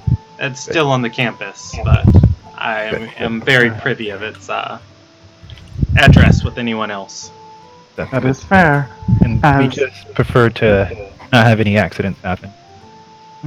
As the trigger on the spell on these papers were white would intended to set off magic mouse, similar to what, and set off at a frequency that's a high enough decibel to explode the bomb. At this point, I'll pull out the manuscript. We will be using this. We will be use this as evidence to convict him in order to properly expose him as evidence. They conspirated murder.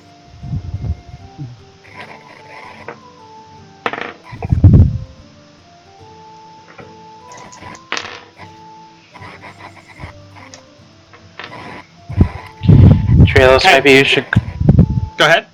coherent what you saw killing her.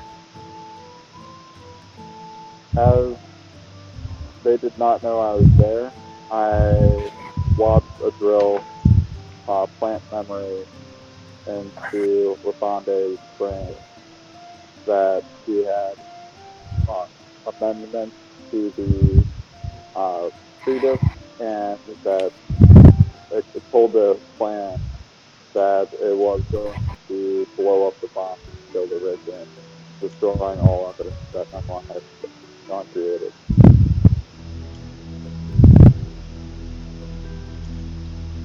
Watched it with my own two eyes, and heard him with my own two ears.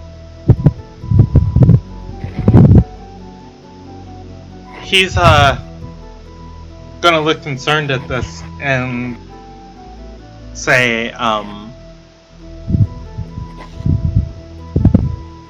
he modified Lysandia's memories?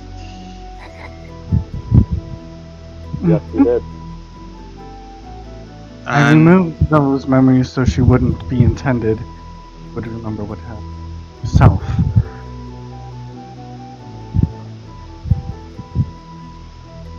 In order so that way she wouldn't be intent on finding those information again. Because from what we were relayed, he also intended when he modified the memories that she never recalled the conversation from tonight or from earlier. He's going to say, "So Mara, I didn't know you were a holy woman." I must say, I guess it comes to slight surprise after my incident earlier, but I prefer to make sure that people get what they are rightfully deserved, and everybody has a fair chance. I'm sorry. What do you mean by holy one? He's gonna say, well, if a drill has been working through Lysandia, he might have been sabotaging me for who knows how long. If he's been modifying her memories. It's a complicated spell. It leaves no trace that it's been cast. It can't be dispelled. The memories can only be restored with divine magic. And he's gonna say nobody here at the university really studies or practices that, because most of those with interest in the subject are recruited into the Sunyith. He's gonna wag a finger at Vonby and say, "You've been holding out on me, though." That's what you mean. That's what you I mean. want to point out that a drill has been here for at least 3 days before the initial murder, and who knows what he has done. Oh, I might not have.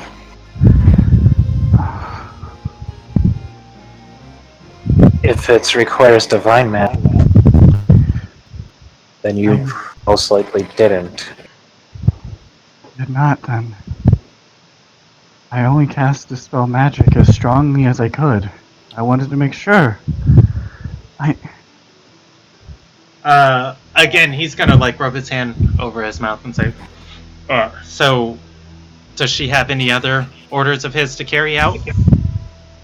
To bring this to you, stating that she has refined information, and that she never met him tonight or earlier, and it was within the time frame of the spell, within those 10 minutes.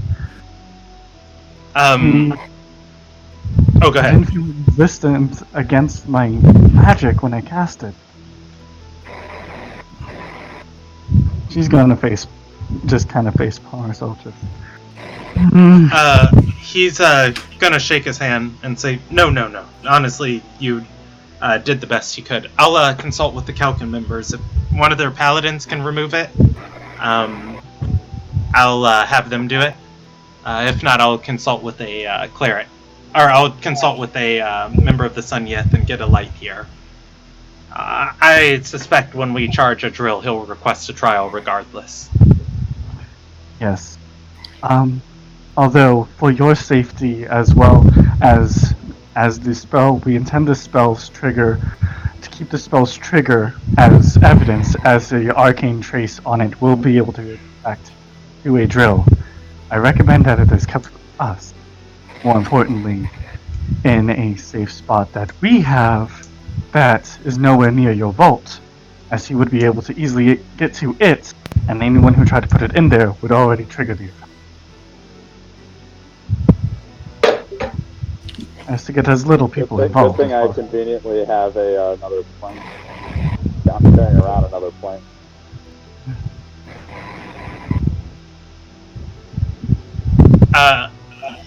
He is going to nod and say, I'll keep it on my person at all times." If it's on your person, then he might go after you. Well, so As you said, modifying the memory doesn't leave any trace. There might be no way of recovery. Especially if it goes after you and finds out that you have it. So, it might be best if we keep it with us as a group. It will be quite hard to figure out which one of us has it. Maybe we could stay here for the night, keep watch, make sure he doesn't try to sneak in. Try to get to you. He nods and says, "I wasn't gonna bother Razin till the morning, but I'll send for her. I'll have her set up some cots for you. Feel free to camp out in my office." And he's gonna say, I have quarters just upstairs. Sorry to bother you with all this, but we just can't be too careful with this guy. It's almost like this was premeditated. How did he have these notes so quickly? Exactly. I wonder. Oh boy. He's just good at the top of it. You compare the original treatise. Say that one more time for me, Eric. Could I do an insight check to see what to possibly figure out whether the original treatise is even full of Sandes or whether it's all a drill, like whether or not the language is exactly the same as the whole drill. Oh, like who wrote it? Yeah, I'm not the smartest, but like I think that maybe a drill could be the. One of you could easily insight that, probably. Okay, I'm gonna let Dralos roll the check because he was the one who came up with it. Vambi can give him assistance, and I will roll it with advantage. Insight. Looking at this, I mean, when you guys talked to Lysandia, she was pretty well versed on her stuff on this. Are pretty well versed on her stuff inside this treatise. You're leaning towards she was probably the one who wrote and came up with this. But just like from where you have seen you didn't read any of Adril's notes. Actually, I actually could, I still have that, I think I still have do I have a copy of that paper? Yes, yeah, you do, because she gave you guys one. Yes, I would actually pull that out and kind of compare it with the other one. So you're gonna note that the handwriting is different on these, simply because once they make a great work of writing like this, they just have risen members copy and distribute it. And far as you can tell, the intellectual content, not much seems to have changed other than the extra addendums on the end. But you are going to pick up that Adril, even like reading up quickly on this subject, has added some very interesting notes as far as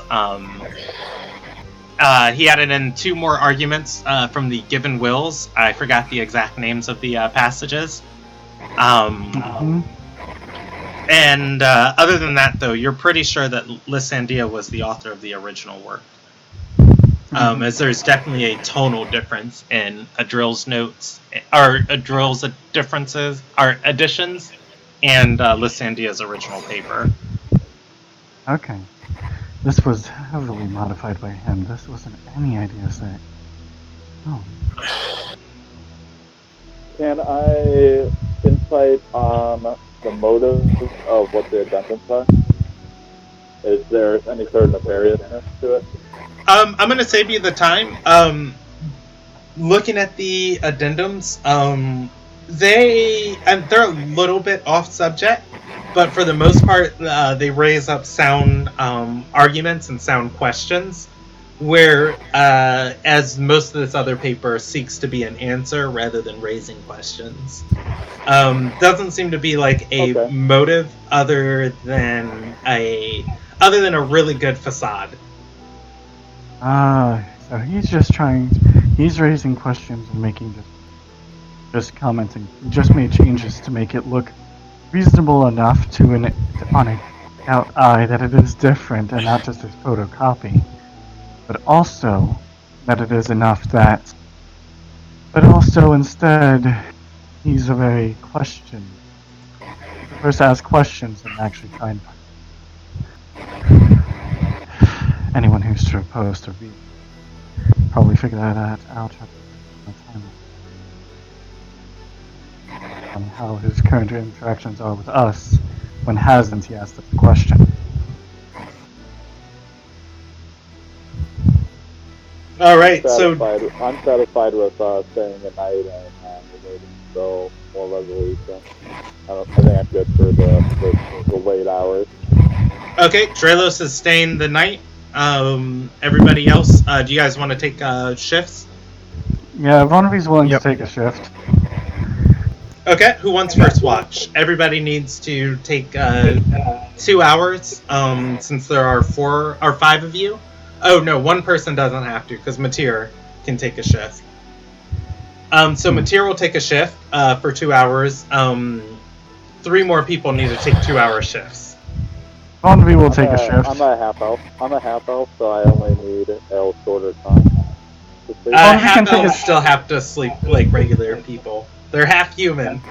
That's lame. Yeah, Vonnevi can take a shift as, with it being dark. She has dark vision, so, unless once like everybody's been to bed, I think at the darker part of the night, Vonnevi would be able to stay up because she can see very well in the dark. Alright, so Vonnevi, Siegfried, Matir, one more person needs to... Oh, Draelos takes a shift? Yeah, I will. Alright, Draelos takes a shift. First shift, Matir. Second shift, Vonnevi. Third, Siegfried. Fourth, Matir. Or, I'm sorry, fourth is Draelos.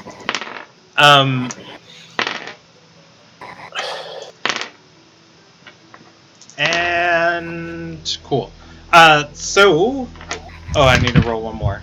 Alright, so as you guys are setting up, like, the shifts, a woman in a gown is going to enter into the office.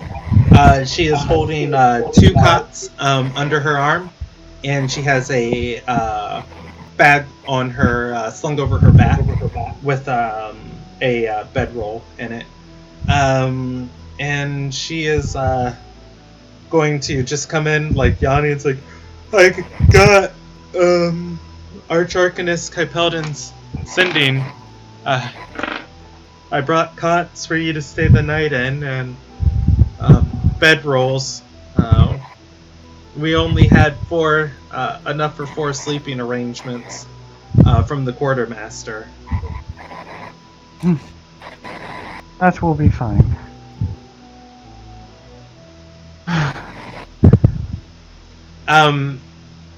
Kypeldon, who hears this, is going to come like from the second story balcony and say, Razin, you're hired to serve this university. Don't skimp on your Sky Queen's duties or the needs of the university. She's going to straighten up and say, yes, Archarcanus Calgarin is going to say, if the quartermaster didn't have any extra bedrolls or cots, give them yours. She's we're fine. We're fine. It's fine. We appreciate what you're doing, though. Calgarin is gonna just like look at you guys like, oh, I'd say you're fine. It's like, she's a Risen member. It's her job. I know, but it's late. Come on. It's late, and he brushes a hand towards you guys, and like he's not gonna argue with you, and he's just gonna go back to his quarters. Yeah, I can sleep in my downstairs in my office. Not a big deal. All right. I forgot you. Yes, and you forgot. This is also my office. Yes, and I must say, it is going to be nice to not have to breathe in, not have to worry about what I breathe in every night, or at least one night. Who knows? Maybe if this all goes, talk about getting transferred to a different section of the housing. Who knows?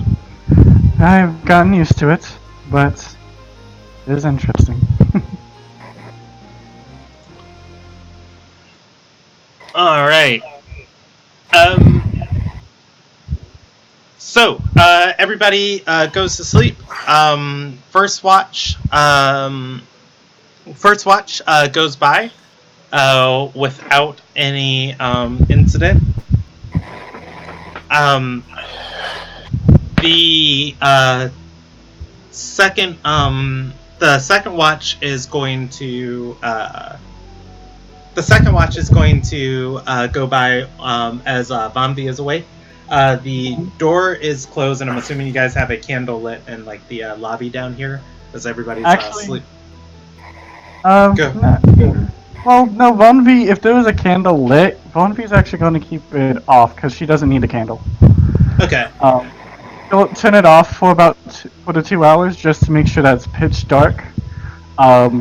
To assume that nobody's asleep, only lighting it if to try and wake somebody else up. She does have dark vision, by the way. All right. On Bombi's shift, she is going to get one of those metal pigeons, or one of those metal hummingbirds, zipping towards her. It is going to tap against the door, and then it is going to go down underneath the sill of the door, and then into the room. The metal shavings unravel as it gets to you. A small scroll falls onto the floor. One of you's going to pick it up and take a casual look at it. There is nothing written on it. However, the risen member who sent it to you would still have to put her seal on it. There's going to be a seal of grace on it, and it is going to be sent from, let's roll this lady up at random. It is sent from Dacier of Grace on behalf of a drill, Reldolitz.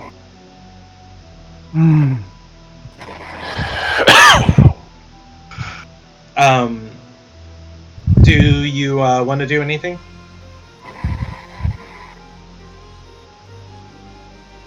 I'm trying to see what I can understand from this. Oh boy.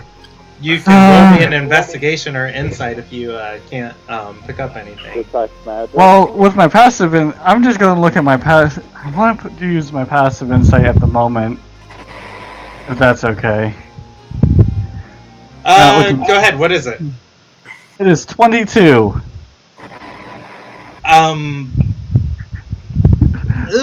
You're gonna know these messengers sent out from the university use something similar to, or use like a modified magic missiles to get these messages to the person, which they just go straight to their target. If this message is blank and there's no enchantment on it, he probably just paid to have it sent to see where you were. Oh no. Vonvi's going to immediately start kind of shaking. Let's just roll to see who's right next to, who's the closest person to Vonvi. You want me to roll a d4? Or? Yep. Good. Alright, we'll just go straight down Discord. 1, that's you. Alright, let's re-roll that. 3, Dralos is the closest person to you. He's gonna kind of elbow, kind of take Dralos, and it's just like, Dralos, get up. I wake up with both daggers in my hand. It's just like, okay. He knows where I am now. I don't trust nobody. It's just like, it's okay for now, but he knows where I am. He just sent me a message. Aladrin? A drill. A drill knows where I am, and he just sent me a message to figure out where I was. I think he's on his way here. I think we should awake the party and be on high alert. Yes, Maybe I'm going to go send the air. I'll go send the Era to try and go and awaken Trinamir or Calgaren. Yes, Calgaren, and then go wake up our other member. just so that way they're all here. And she is going, and a white raven is going to come from her brush, and she's going to have it go wake up Calgarin. Alright. As he wakes up, yeah, he's gonna get up and say, did he attack tonight? No, but he sent me a message with nothing on it. He's Archarcanist Calgarin is gonna say, hardly criminal, but we have enough evidence on him. What are you doing after you wake up Calgarin? Yeah, no, Vonvi's gonna have the bird go after it to wake up. Admir? Adman, yeah. And trying to get him over here. Well, since you're waking me up, odds are even. Sure. Let's go even.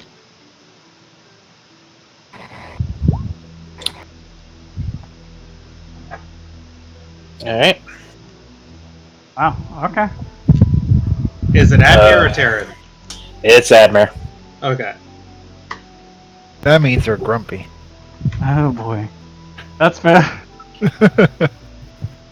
Like, shit. He's here. The fuck do you want? What's going on? Eladrin sent me a message just now. A drill. A drill? Sorry. A drill just sent me a message with nothing on it, meaning that he is either on his way now or knows what we have done.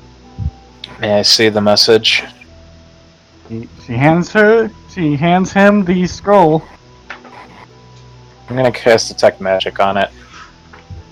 Go ahead. Oh, it's not magical. Okay. I just want to make sure there wasn't any illusionary... Magic Mouth shout at them every time they try and fall asleep. Don't let them get a long rest. Well, I didn't know if there was, like, anything hidden on it. Grip is a spell. Yeah.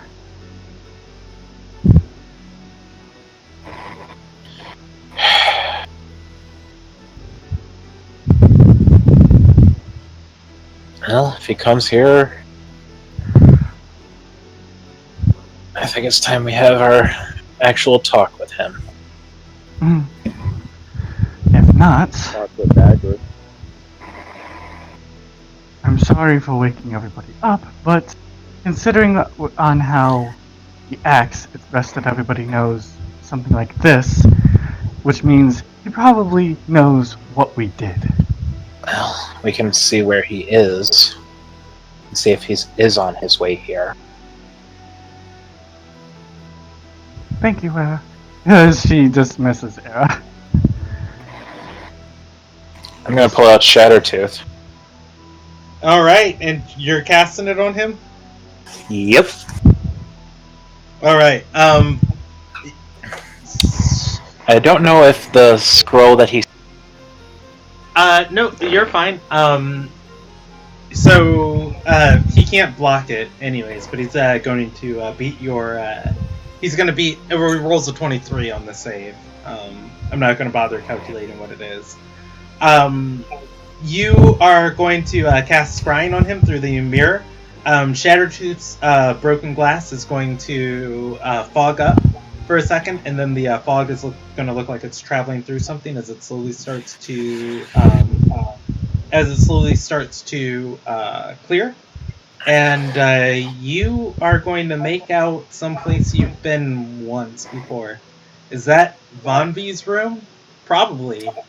It looks like he is. He's in her room, and he's reading through her books, occasionally casting a spell on the books. You see a glowing rune, and then it disappears. Can I decipher what spell it is? Can you decipher what spell it is? Well, if I can hear through it, so if he has to make verbal components, I can hear him too. I think you can. Let me just double check exactly what spell this is. so I know for certain what I'm telling you. Oh no, I wanted that. No. Okay, never mind. Okay, let's see. Do I recognize what book of mine that he put that in? Ah, my journal.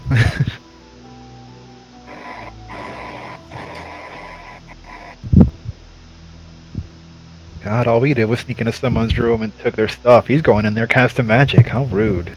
Especially on... Technically, we casted magic in there too. Yes, but I tried... Yes, but I tried to cleanse her mind.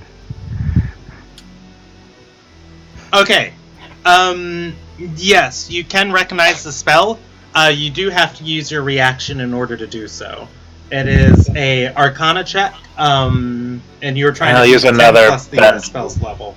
I'll do another bend luck, just to be safe. Okay.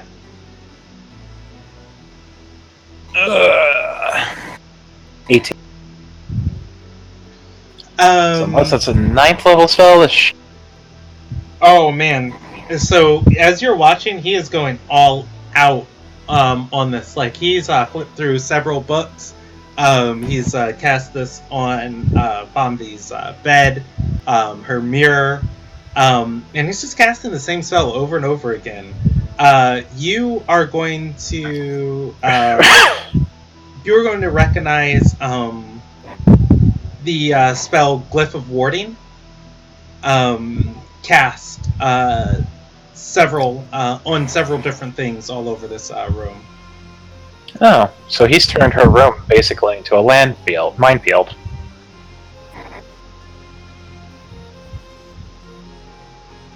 Onvi is just... After probably about 5 castings of this, he's gonna look around and nod and close the door and walk away from the sensor. Well, Vonvi, I wouldn't.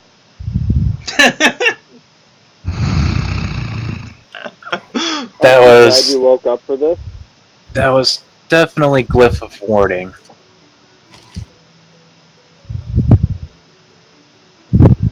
Which basically means if you set them off,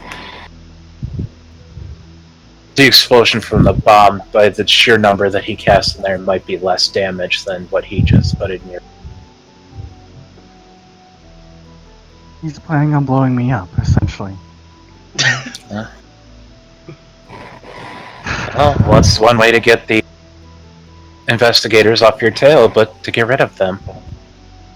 Yes, but it's another when we now have even more evidence. When the investigator's entire room has your fingerprints all over it. What's a fingerprint? Oh, sorry. Sorry, your spell prints all over it. Not to mention, is Calgaren with us? No, he's not. Vombi left the room to come get you. Mm-hmm. He was like talking of just like, hey, so that's and then Vombi left. Well, I thought she sent her Raven to get me. I sent the Raven to go get him, and then to have him come over here. Oh, okay. I'm sorry. I thought you went to his room and were there. Okay. Yeah. So if Calgaren is up there, yeah, he would have said earlier if you guys stayed to listen to what he was saying. The message that he sent you, the empty note, he's like, that's not criminal, but we've got enough evidence on him that we can arrest him tonight. I was thinking, though, it could wait till the morning. And then after, you guys watch the scrying and, Archarchonist Calgaren is still awake. He's just like, oh, okay, so he's going to come here and attack. And he's on the 2nd floor. And you guys, see, that going on. He's going to look down and it's like, okay. I'll get the Calkin on this immediately. Alright. He is,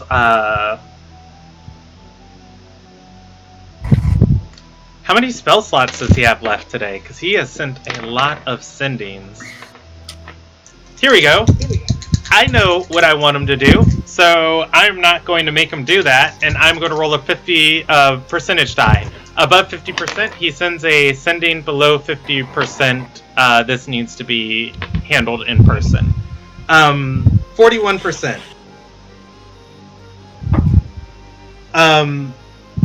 Arcanist Kypeldin is going to step down from his room and is going to step down from his room and step into the hallway. And he is going to go and find the Kalkin members. Does he take either of you guys with him as guards? As he gets to the hallway, he's going to stop and turn and say, "Aren't you guys supposed to be protecting me? One of you come with me." On my way. We travel as a group, especially now that he's targeting us individually like this. I think maybe no more than 2 he needed, but I nominate myself. Considering he is directly after that, he has already set traps after me. I'm not sure if being close to you is a good idea or a bad idea, because he can take out 2 targets at once.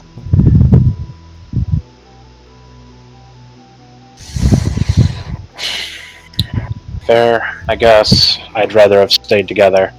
I would rather stay together as well, but I don't know if we can handle him if he can easily take out 2 individuals at once. well, here's what we can do.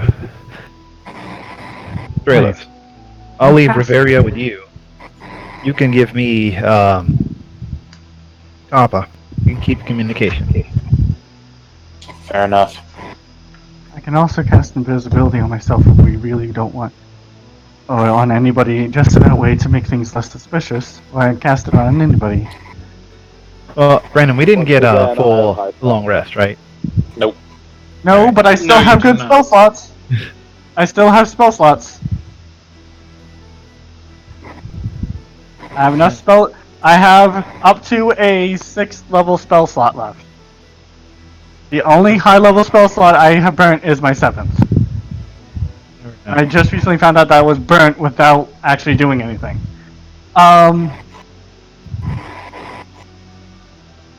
So I can make most of you. I can make up to math. I can make up to 5 of you invisible, I believe. Save it. I'll need it. Into a fight. I am extra stealthy. If one person is actually accompanying Kypeldin, I'll follow very closely behind and be stealthy. To give you a bit of advantage, is anyone, if your familiar can be considered, if you don't mind carrying the familiar, I can cast it at a spell. I can cast a lesser version of it and make you invisible again for an hour, if you would like. I still say keep your slots and fight. Keep your slots. Alright. I'm willing. And we can like I said, we can communicate with each other. I'll have Tapa, you guys will have Riveria.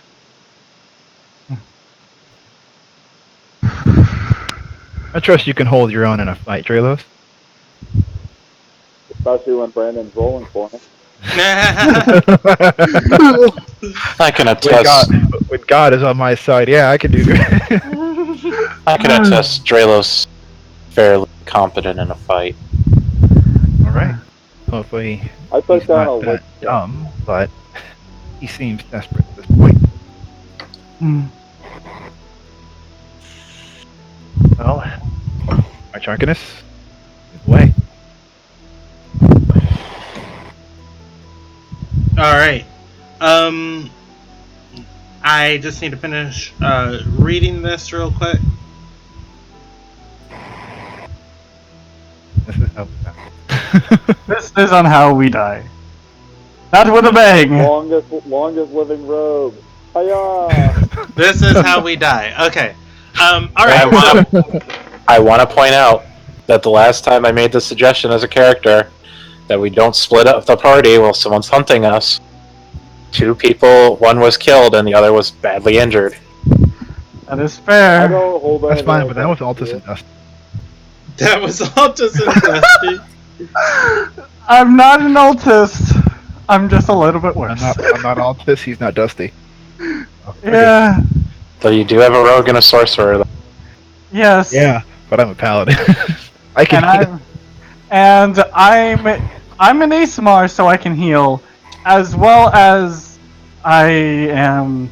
Well, that, and we can communicate with each other, unlike how that went. That's fair. Alright, shall we?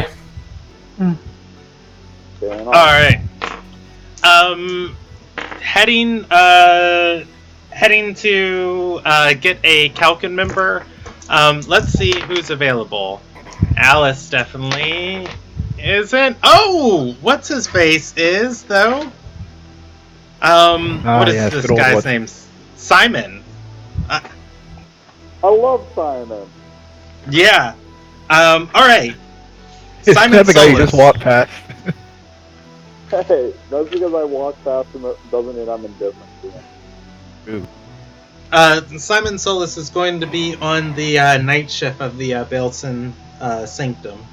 Kai Peldon, you guys follow Kai Peldon there, and he's going to say, we're arresting a rogue arcanist. He's committed murder, and who knows what else he's plotting. We need the help of one of your specialists in this matter. Simon is going to nod and say, "Oh, Illyria to each of you, and I'm glad my services as a Calcan member could be used here. I'm starting to feel like everybody here didn't like us." I think you're fine. They're just probably on it. Kai Peldon is going to say, "Don't kid yourself. Nobody here likes the Calcan." I almost want to say something in character. Calpeldon already said it.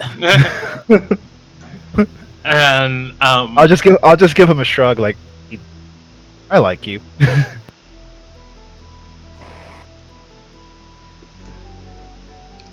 Simon is going to gear up and start walking with you guys towards the Anelio ward.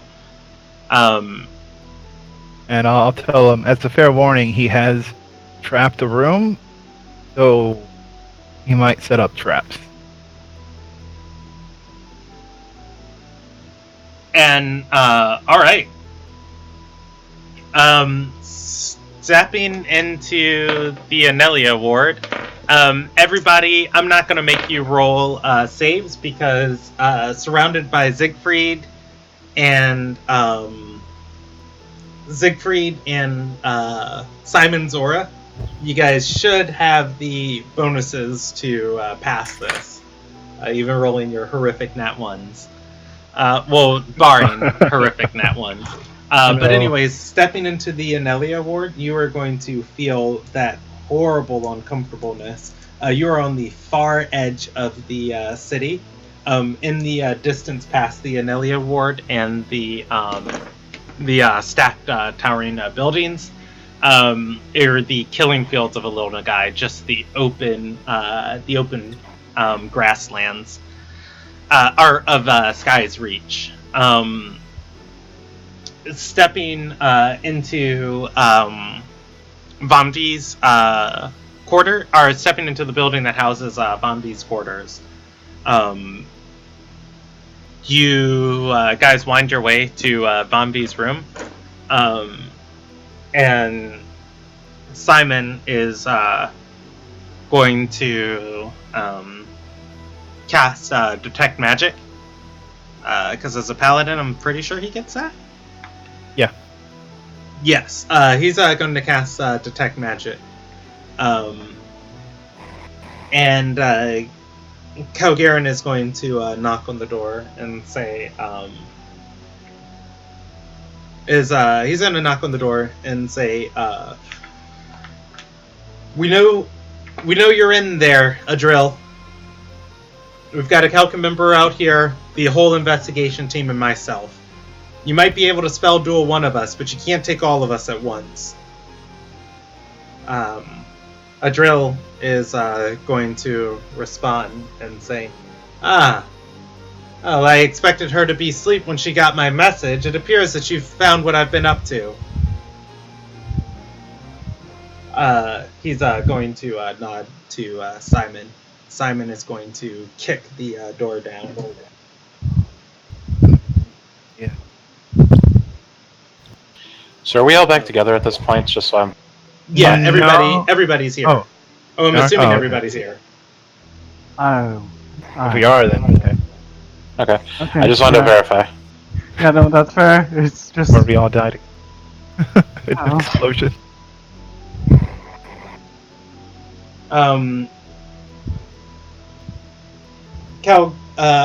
Arcanist Calgaren's gonna say he trapped this room. I think we need to move 5 feet by 5 feet. Everybody spread out and start dispelling anything you can. I know the bookcase has a few. The bed has one. Simon is going to hold up his hand and say the doorway is has magic. Calgaren is going to be the first one and say, I've got this. He starts casting Dispel Magic. A rune goes off underneath you, and the floor completely opens up. You guys fall through who knows what, but it's not hundreds of feet. It's only about 5 feet. Oh, fantastic. Or actually, it's about 10 feet. It is completely dark, and it smells horrific wherever you're at. You can see the ceiling of Von B's, of the hallway outside of Von B's room above you, and a circular hole to it. The hole closes. You guys are someplace.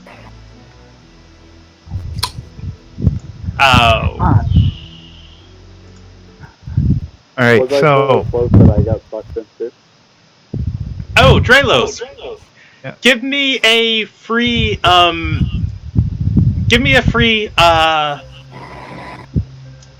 Arcana check. You've been affected by this before. Oh, I do have to roll for this for you. What is this? Arcana?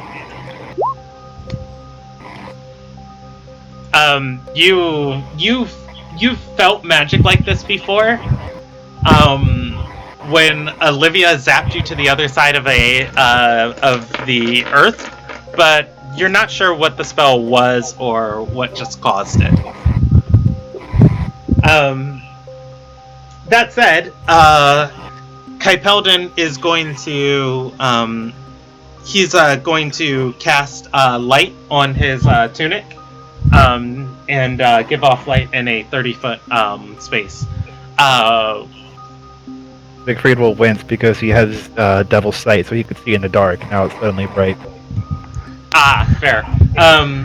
Everybody who can see and everybody who is gaining visions, you're in... Well, I think actually it's better we do this in character. You're in a stone-walled area. Behind you, there is a... Ooh, did somebody just leave Discord? Oh, we lost Eric. His phone might have died. Oh, he's back. Okay, cool. There's a stone tunnel on both sides of you. Behind you, there are several rusted metal bars, and there are piles of presumably refuse everywhere around here that smell horrific. There's a trench in the middle that there is more mold and refuse on. It seems whatever this sludge is, it's piled up here. And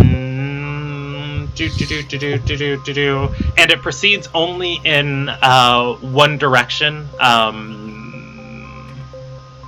Assuming you guys are still facing somewhat where you were, maybe eastward.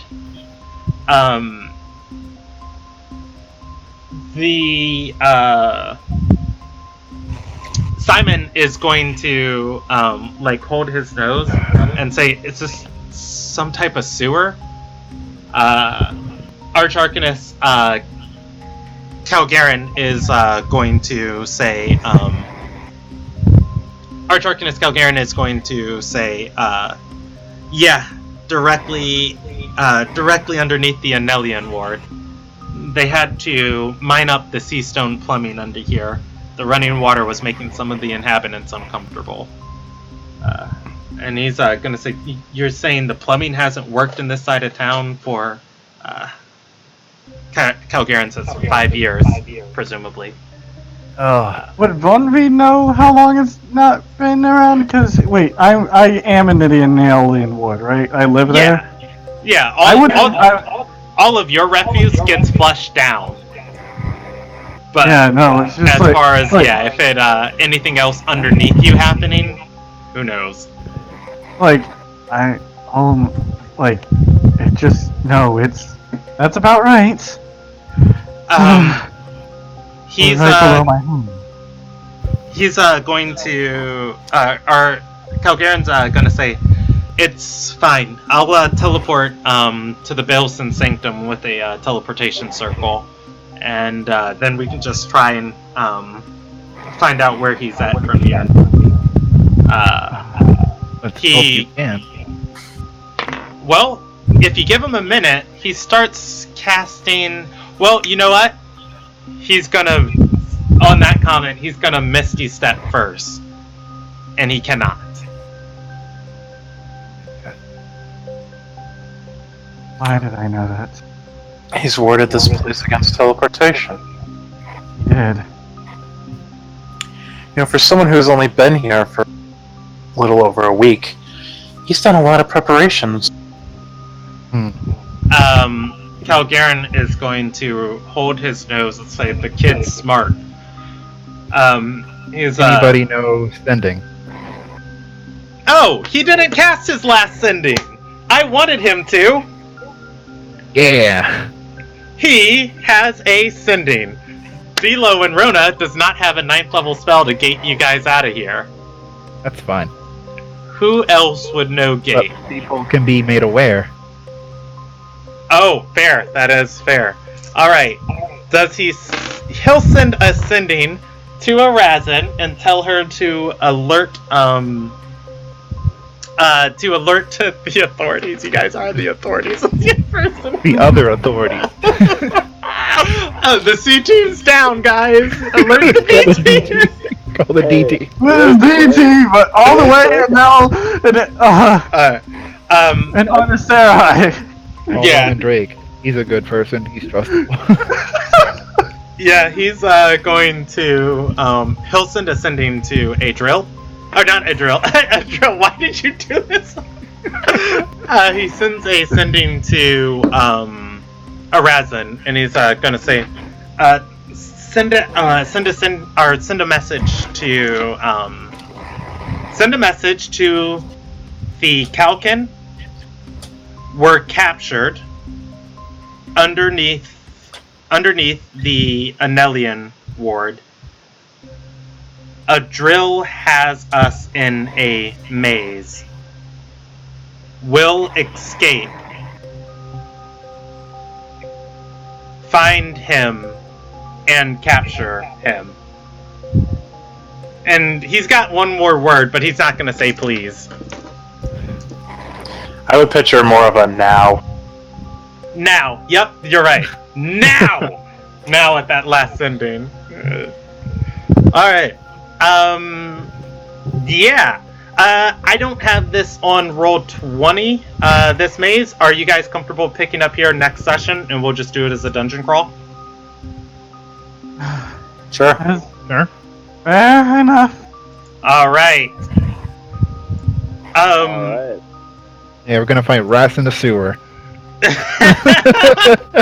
Oh boy. You thought this was a level 13 crawl, but no, this is a level 1 crawl. We're gonna fight Teenage Mutant Ninja Turtles. Oh boy. Oh no.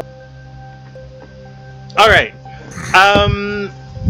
EXP for EXP for finding out what's her face, Lysandia, was working with or being used by a drill, which is why she knew the information at the start of the campaign, but didn't know why she knew. And then what else? Turning over that information to Kaipeldon Calgaren, I rolled him a morality die of just like, does he use this?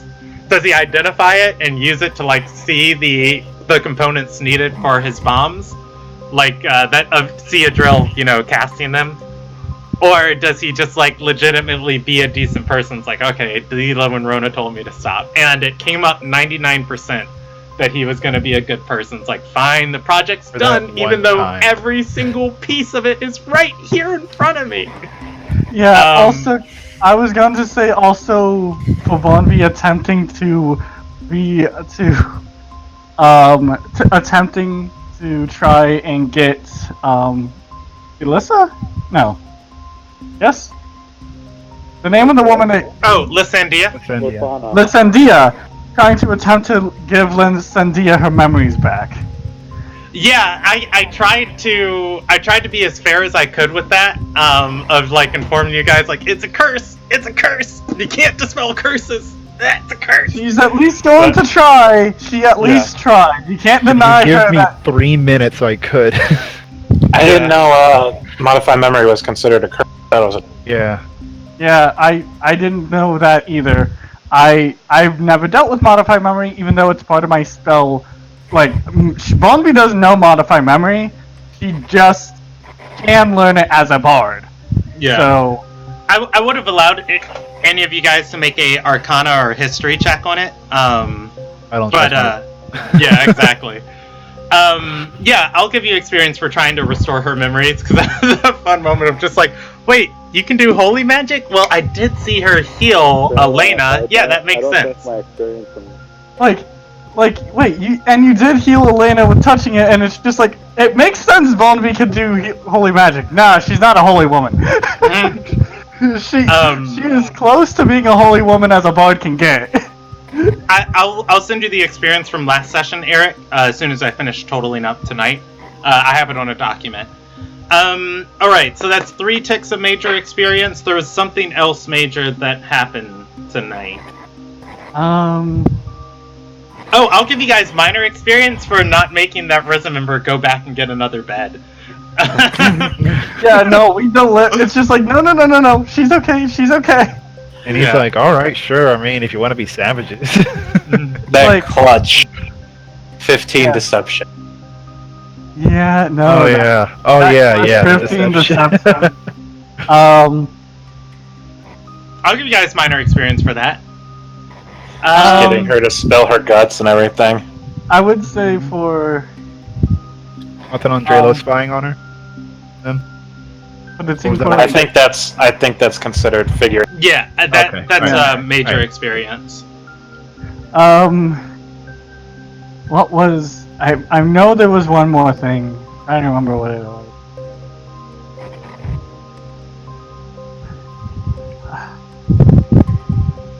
Nah, I can't think of anything. Yeah. Okay, so 3 ticks of major experience tonight and 2 ticks of minor experience, and let's see. I'm actually gonna. You guys are. Is everybody level 14 or level 13? Should be 14. Yeah, as of last session, we should be 14. Okay. Yeah, but we haven't got a long rest to be able to actually get that level. Now we know how far the Ray felt. Alright, 6,400 experience for today. 6-4? Yep, 6,400 experience. I'm gonna give inspiration to Admir and any other and Drelos tonight for roleplay and character moments. And yeah, I'll get you I'll get you EXP for last session, Eric, and then we will schedule your guys' next session on the 3rd of August, and if everybody can make that, we are good to go for the night.